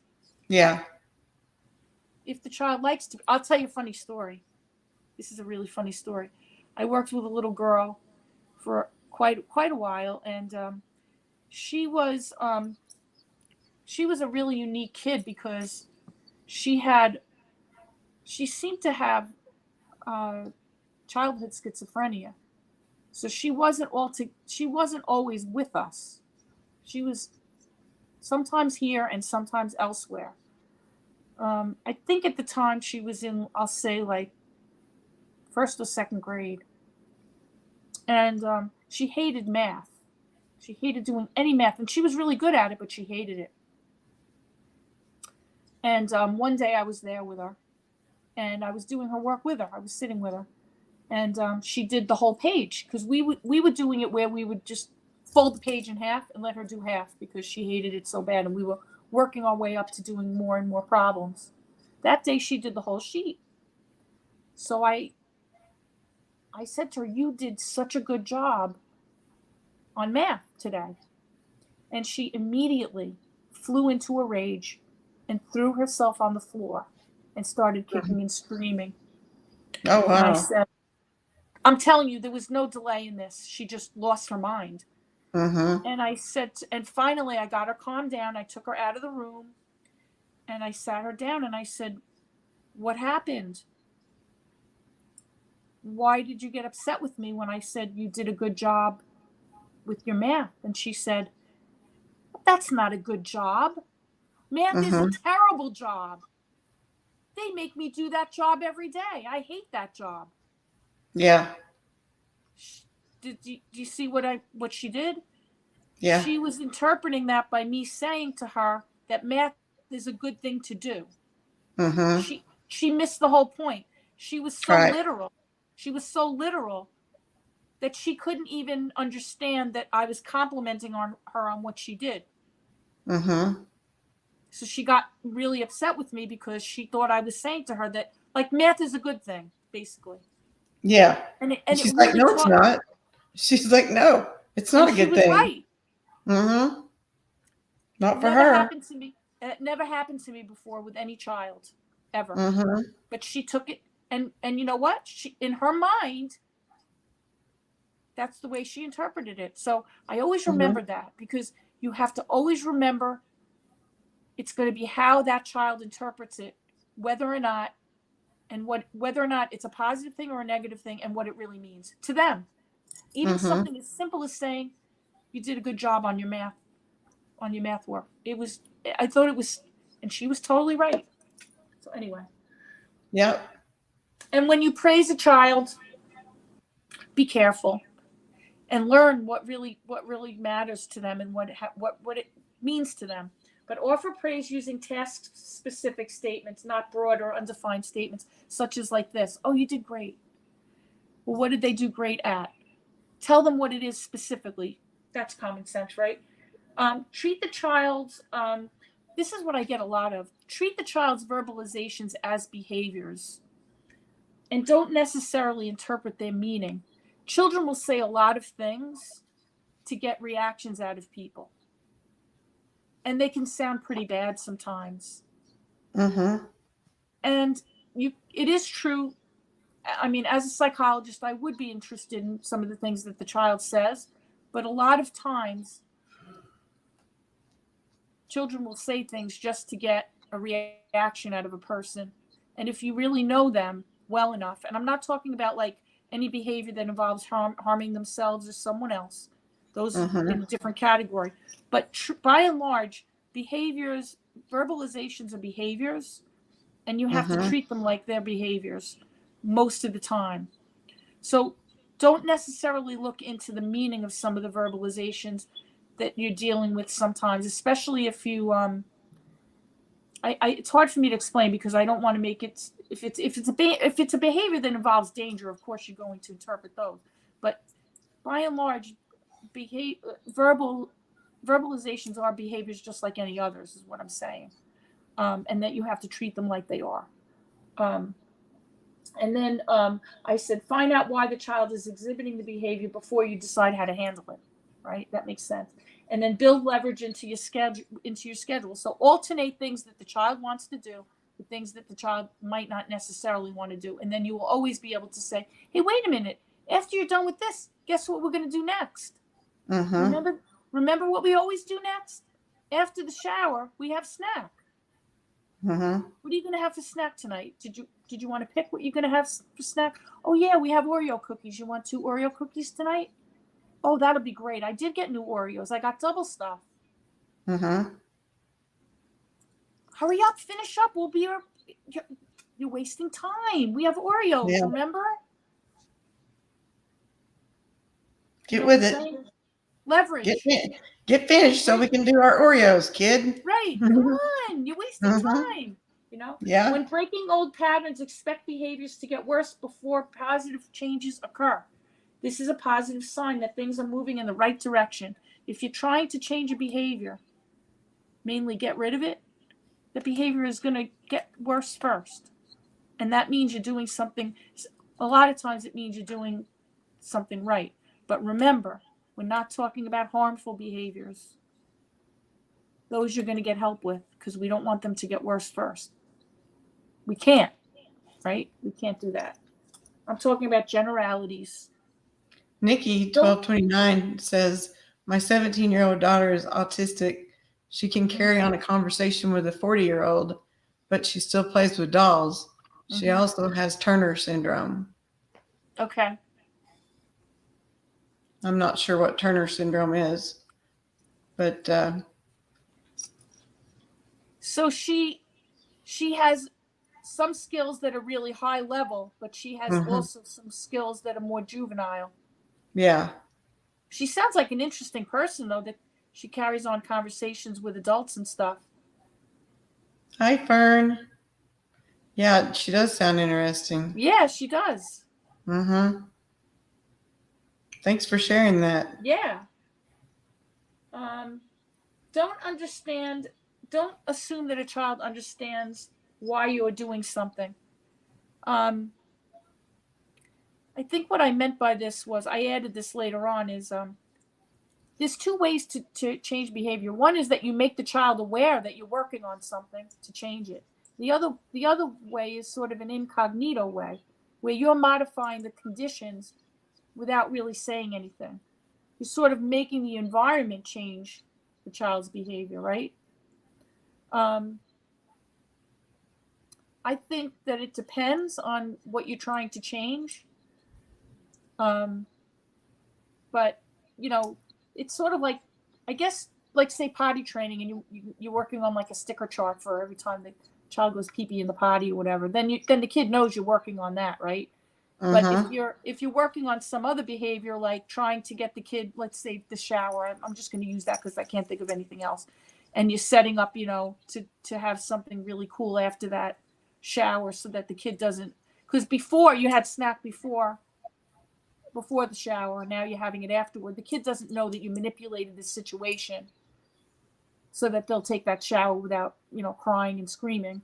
So you're doing it without saying it to the child. That's kind of what I meant by that. Yeah. Sometimes you tell, sometimes you don't. Always examine the message you are giving to the child and be consistent in your messaging. Always try to keep an open mind when trying to determine the functional cause of a behavior. And don't allow a behavior to occur because you don't want the child to do something worse. I've heard that a lot. Well, at least they're not doing that. At least they're not doing Yeah. this. If you feel that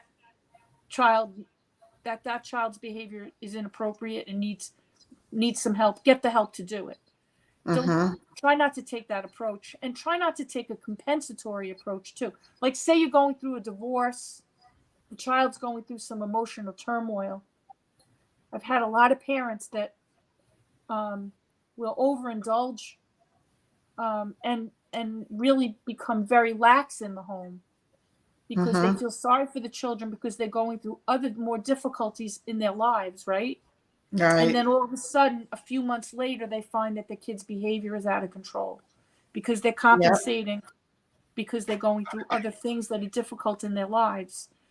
I would say be really careful about, I wouldn't do that. I would try to be as consistent as I can. Because you know why? Mm-hmm. The kid doesn't even know why you're doing it. They don't know you're compensating anyway. All they Mm-hmm. know is that these things are being allowed to happen. They don't know the reason. Mm-hmm. And you're shaping that behavior to occur. That's a term that we use in behavior analysis, shaping. You're shaping that behavior to occur, and then you have to undo it. And Right. in some cases, when you allow that kind of those kind of negative behaviors to evolve, right? The Mm-hmm. child doesn't feel very secure either. They Mm-hmm. don't feel that, because boundaries are really healthy. Thank you, So Body Cat. I don't Thank think you, that it Nikki. makes them feel any more secure in a situation where they're going through turmoil anyway. I think it Right. makes them feel less secure. Yeah. So I Like always what's tell people, happened? Like what's happened mm-hmm, to my parents? mm-hmm. They're not acting And right. I've seen that a lot, a Mm-hmm. real lot, in families Mm-hmm. compensating for a situation, and everything becomes very, very, loosey goosey, laissez faire, or overly rewarding Yeah. with things. And then what happens if you overly reward with things? You have children that are dependent on concrete rewards. Then when you withdraw them, you get behaviors back that Mm-hmm. and then the child's dependent on concrete rewards for behavior Right. if you overly reward with concrete rewards. So it sort of always comes back in the wash, and it always will recycle itself back.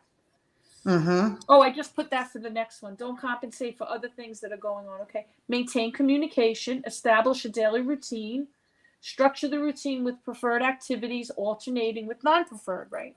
Common sense, really. Never give up the goods first. Just remember that.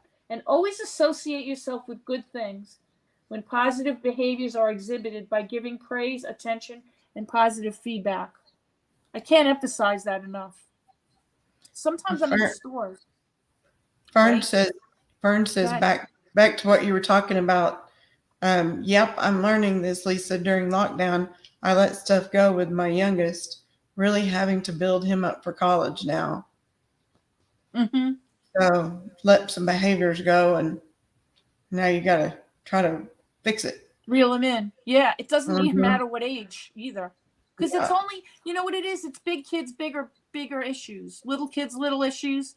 Sometimes bigger ones too with little kids too. But you know, it always comes back to you. You know, it really No, does. Fern, this isn't specific for kids on the spectrum. It's really No. just specific for children. It's not really for spectrum children. Right. And let natural consequences happen, even if it affects you negatively. Mm-hmm. Let the natural things happen if you can, as natural consequences to behaviors. Even if it's difficult, I've found that to be difficult too myself at times. You know, it's hard, especially with older kids. Mm-hmm. But natural consequences get them ready for life, you know. Mm-hmm. But it's hard to watch sometimes. But, you know, use your judgment. I mean, there's a time and a place for everything. Right. You know, I would just say, just use your own judgment. Like, I know it's very hard to do that sometimes, though. Look to see if the child, this is what we started out with. Look to see if the child exhibits the same behavior in other environments, with others, or under the same or similar conditions, to determine factors related to why a behavior may be occurring. Important clues can be uncovered when examining the antecedent conditions. That means what happens first, right? Related to behavior. I had, this is an interesting example. It's a simple one. Oh, wait, I think I used this one. The middle schooler who was like calling out all the time. Did I do that one last time? He what a cute kid this kid was too. I liked him a lot because he had a great sense of humor. He would call a middle schooler. He would call out a lot in the middle of class, just randomly, and constantly just yell out stuff. And he had ADHD, so you knew right off the bat he had some impulsivity, right? That's associated with. So he had a difficult time with his gatekeeper, right? I already knew that. So I went to observe him in all of his academic classes. And I kept track of how often he called out in each class. And I kept track of how often the teacher responded to him to see if it was attention generated behavior. Mm-hmm. There was one teacher who never responded to his calling out. Always ignored it. His behaviors were minimal in that class. And then there were a couple of classes where they sometimes responded to tell him to stop. And there was like a medium amount of calling out. And then there was one teacher in particular who was always engaging with him. Why do you have to do this? You need to stop it. You know, you're disrupting the whole class. Like a lot of verbal responses, and his behaviors were through the roof in that class.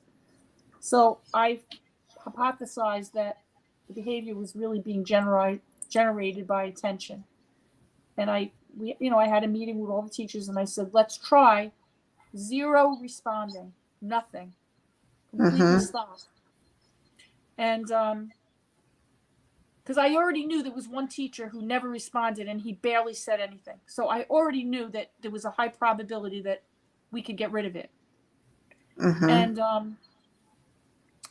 And most of the teachers are pretty good at it, at giving nothing. The one that was always saying something a lot was pretty good at it, but they tamped it down mostly. I would say probably 80% less.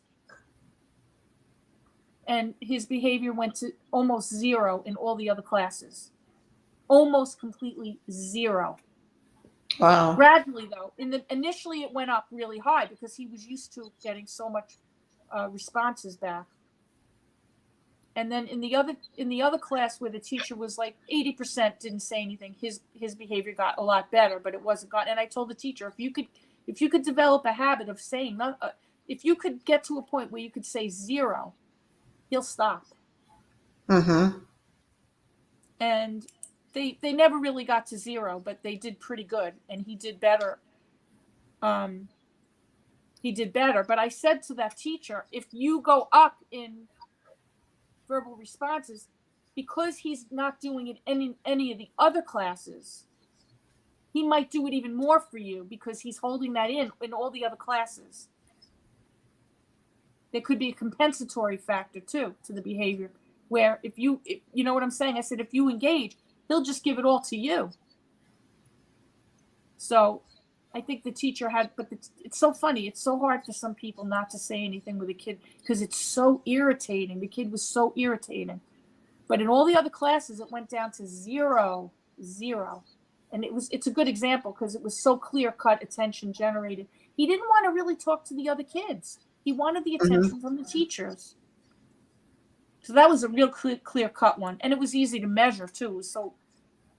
It was a fun one. Maintain consistency and always demonstrate confidence in yourself. Don't show weakness. Never ask a child to do something. Instead, give a direction and never beg or plead. Don't beg. Don't say please. Please, please. Don't do that. The child knows the difference between an ask and a tell. They know the difference. Just tell. You don't have to be nasty or anything, but just give the direction. Try to plan ahead in situations where the child will typically falter. And that's kind of the example I gave before. Like if the child falters after 3 hours, stay for 2 hours, something like that. And always follow through, even if you have to modify your consequences. Do something. Use distraction, but don't. Go ahead. You got about 5 minutes. Yeah, I'm almost done. Use distraction, but don't. I know you've got. I know you've got plans, so I want to try to keep you on track. I know. Yeah, I've got plans at 6. Okay. Use distraction, but don't provide a reward when doing so.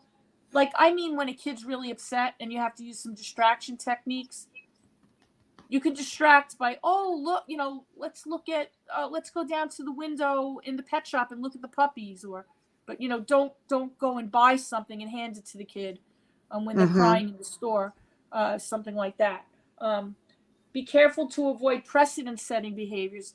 That's really a big, right, Nana Patty? Didn't you notice, like, if the kid does something once and you do something once, they expect to do it the next time, or when you all it takes is once, basically, with a lot of kids, And I always I run into that with my grandson because, like, sometimes we'll take them to this place called Heyday. It's a place where you can go play video games and eat pizza, and they have bowling and mini putt-putt golf and all that stuff.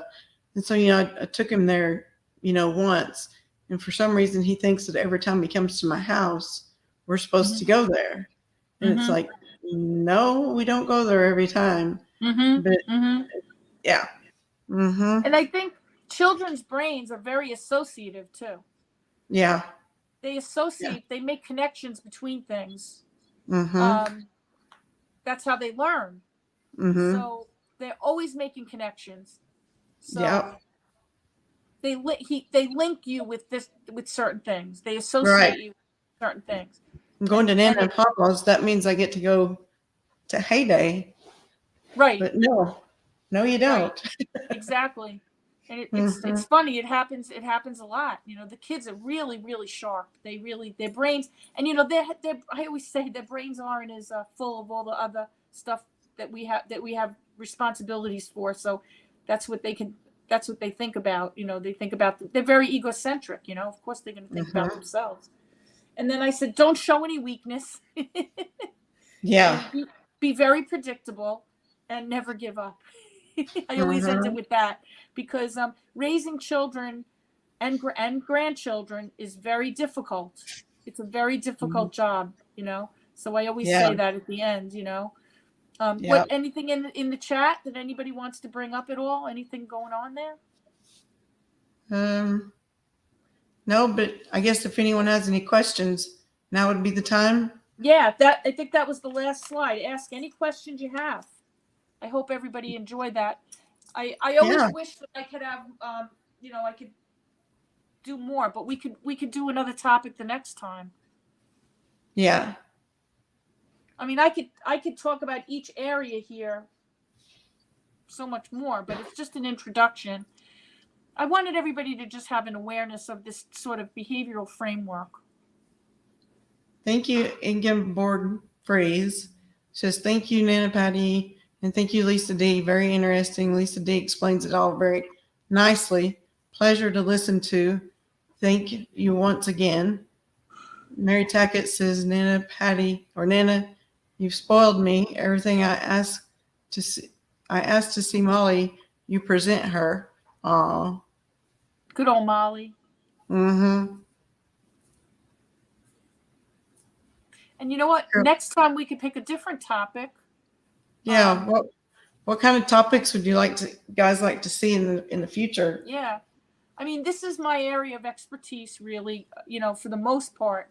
But I could talk about other things involving psychology. I could research the area and at least present it. I can't present it as an expert, but I could look, I could do some research on it and give you and tell you about what I learned about it myself. Because I do have a background, I have Thank you, Jane May. And psychology certification in school psychology, so I do have a background. We could talk about other subjects. Adult behavior, narcissism, different types of narcissism. Narcissism again. Wow. Everybody's interested in narcissism. Okay. Mm-hmm. All right. Maybe we could do that. All right. Thank you, Ladybug Toes. So let me write that down. Is there any other suggestion? Adult behavior. Adult behaviors. What do you mean by adult behaviors? Like what? Like specific ones? Teresa Elvis said adult behaviors. Like as examples? Like instead of just kid behaviors like that? Pink Lady says BPD. Is that bipolar disease? Okay. Yeah. I think so. I think that's what she means.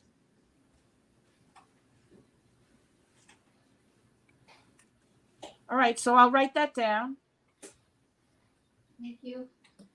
And then what was the other one she said? Oh, narcissism, right? Yeah. Everybody's really. Everybody's so. Okay. Schizophrenia. Adult relationships.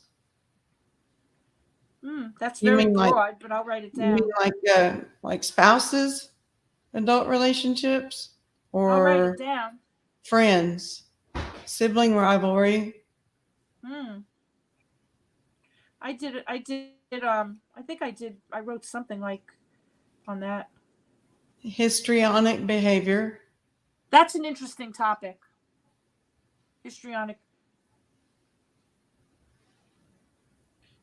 behavior is very interesting. How to spot budding personality disorders in kids. To spot budding personality disorders in children. Okay. We got codependency. Codependency, boy. Borderline personality disorder.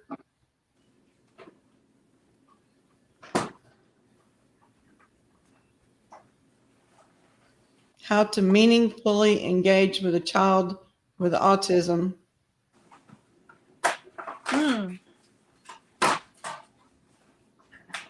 Thank you, Ugg. Now, adults that act like children. No kidding. Am I right that people are really interested in autism too? It sounds like that too. It sounds like it. But I think the next one is going to have to be narcissism. Yeah, because everybody's saying, Gary's laughing. It sounds like narcissism is the most popular right now, right? That they Mm-hmm. want me to go into. Yeah. I've done a lot of, reading about that. I could probably discuss it. Mm-hmm. And it's not my area of expertise, but I certainly could talk about it. We could have a dialogue if you'd like. Amy Riestad says, how to talk about death with teens. I have end-stage liver disease and not sure how to tell my teens. Oh my goodness.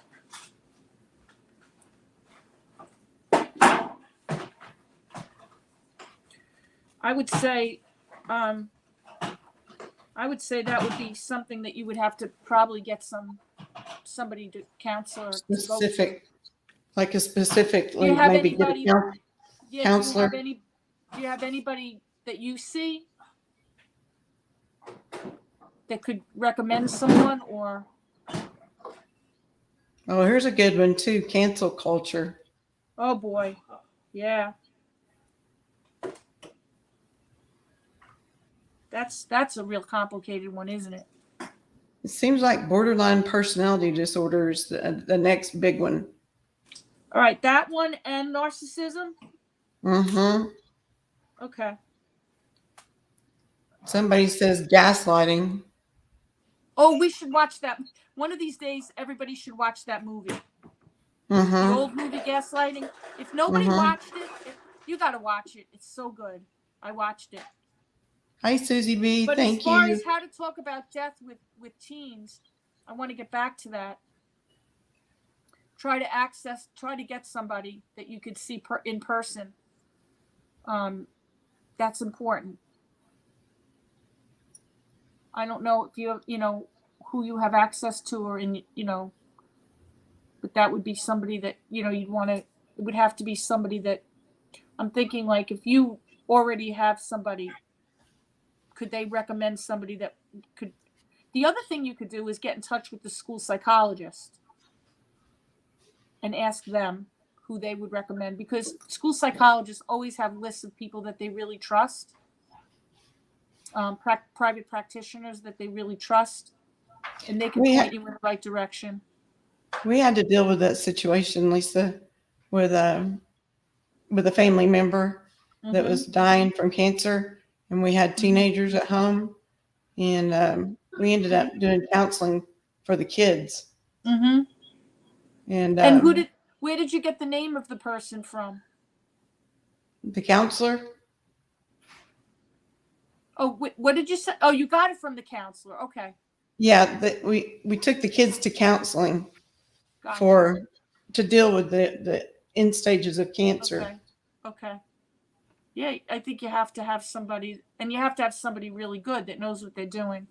Yeah, and it really did help them. I thought you meant you took them to the counselor and they gave the name of somebody. You just took them to the person. You had somebody.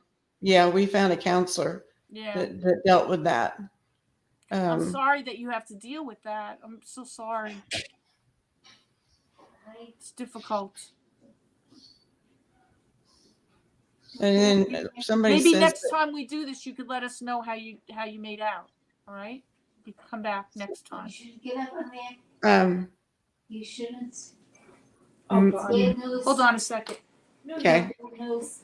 He wants to see you. You want to see Grandma? Go ahead, see Grandma. Go ahead. My mother-in-law's here. Oh, okay. Nunu's giving her kisses. Look. See? Oh. He loves her. Mm-hmm. Mary Beth says, my niece has a boyfriend that's controlling. We need some ideas to help her to stand up for herself. I'm going to write down controlling relationships. Yeah. Blended family challenges is another one. What is it called? Blended family challenges. Oh, yeah.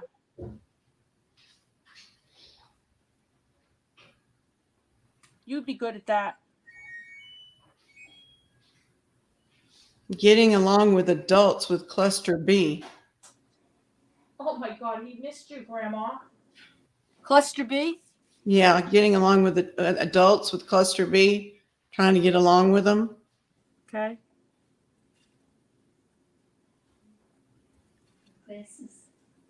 Okay, got that. So these are good And ideas. And I wish I knew the answer to that, but I don't know. Why are so many kids shooting up schools? I don't know. I love you too.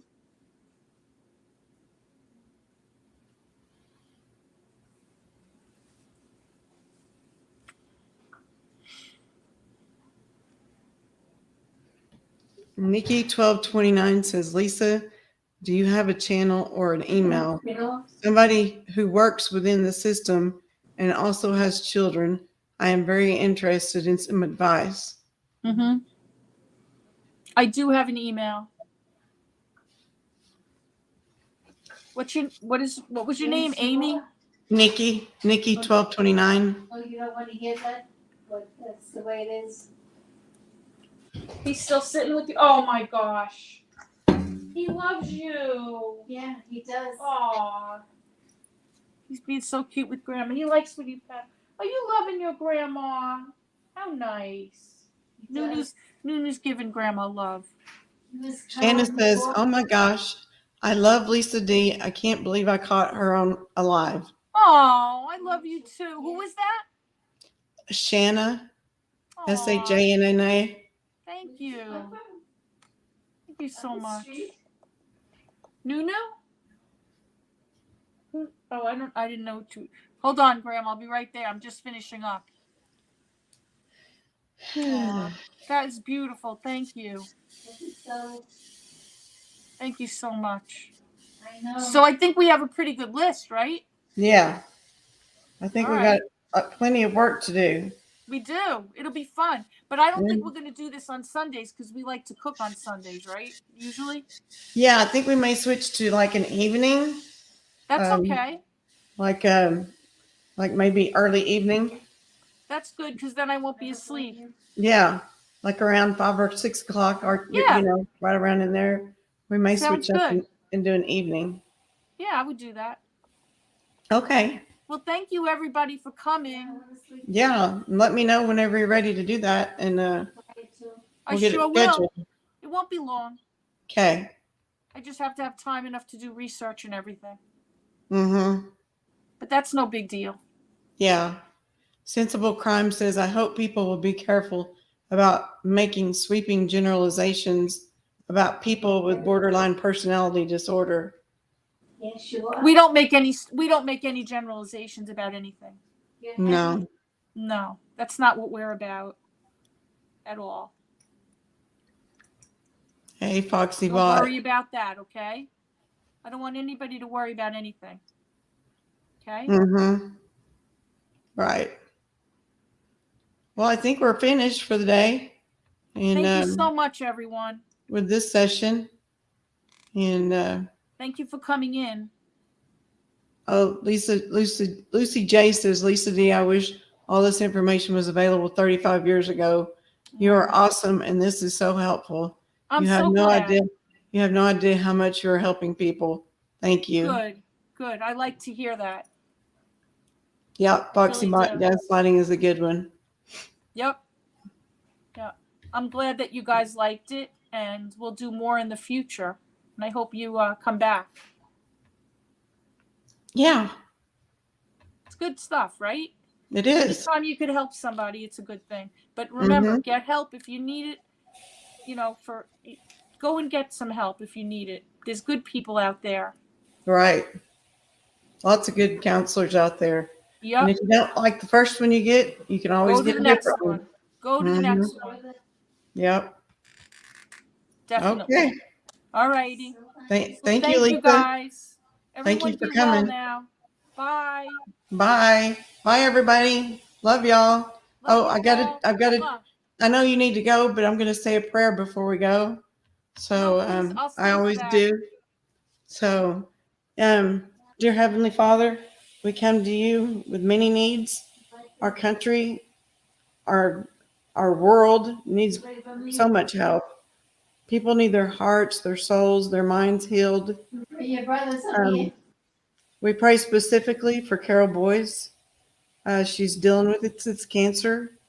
And we also pray for anyone else dealing with cancer or chronic health problems. We also pray for our friend Cornelia. And if there, I can't think if there's anyone I left out, but you know my heart, Jesus, and you know the needs. In this, in your name, we pray. Amen. Amen. Beautiful Okay. job, Nana Patty. Thank you. Thank you. And Bye, everyone. I'll see you all later. And thank you, Bye-bye. Nana Patty. Say Thank hi to you. Nana Patty. Bye.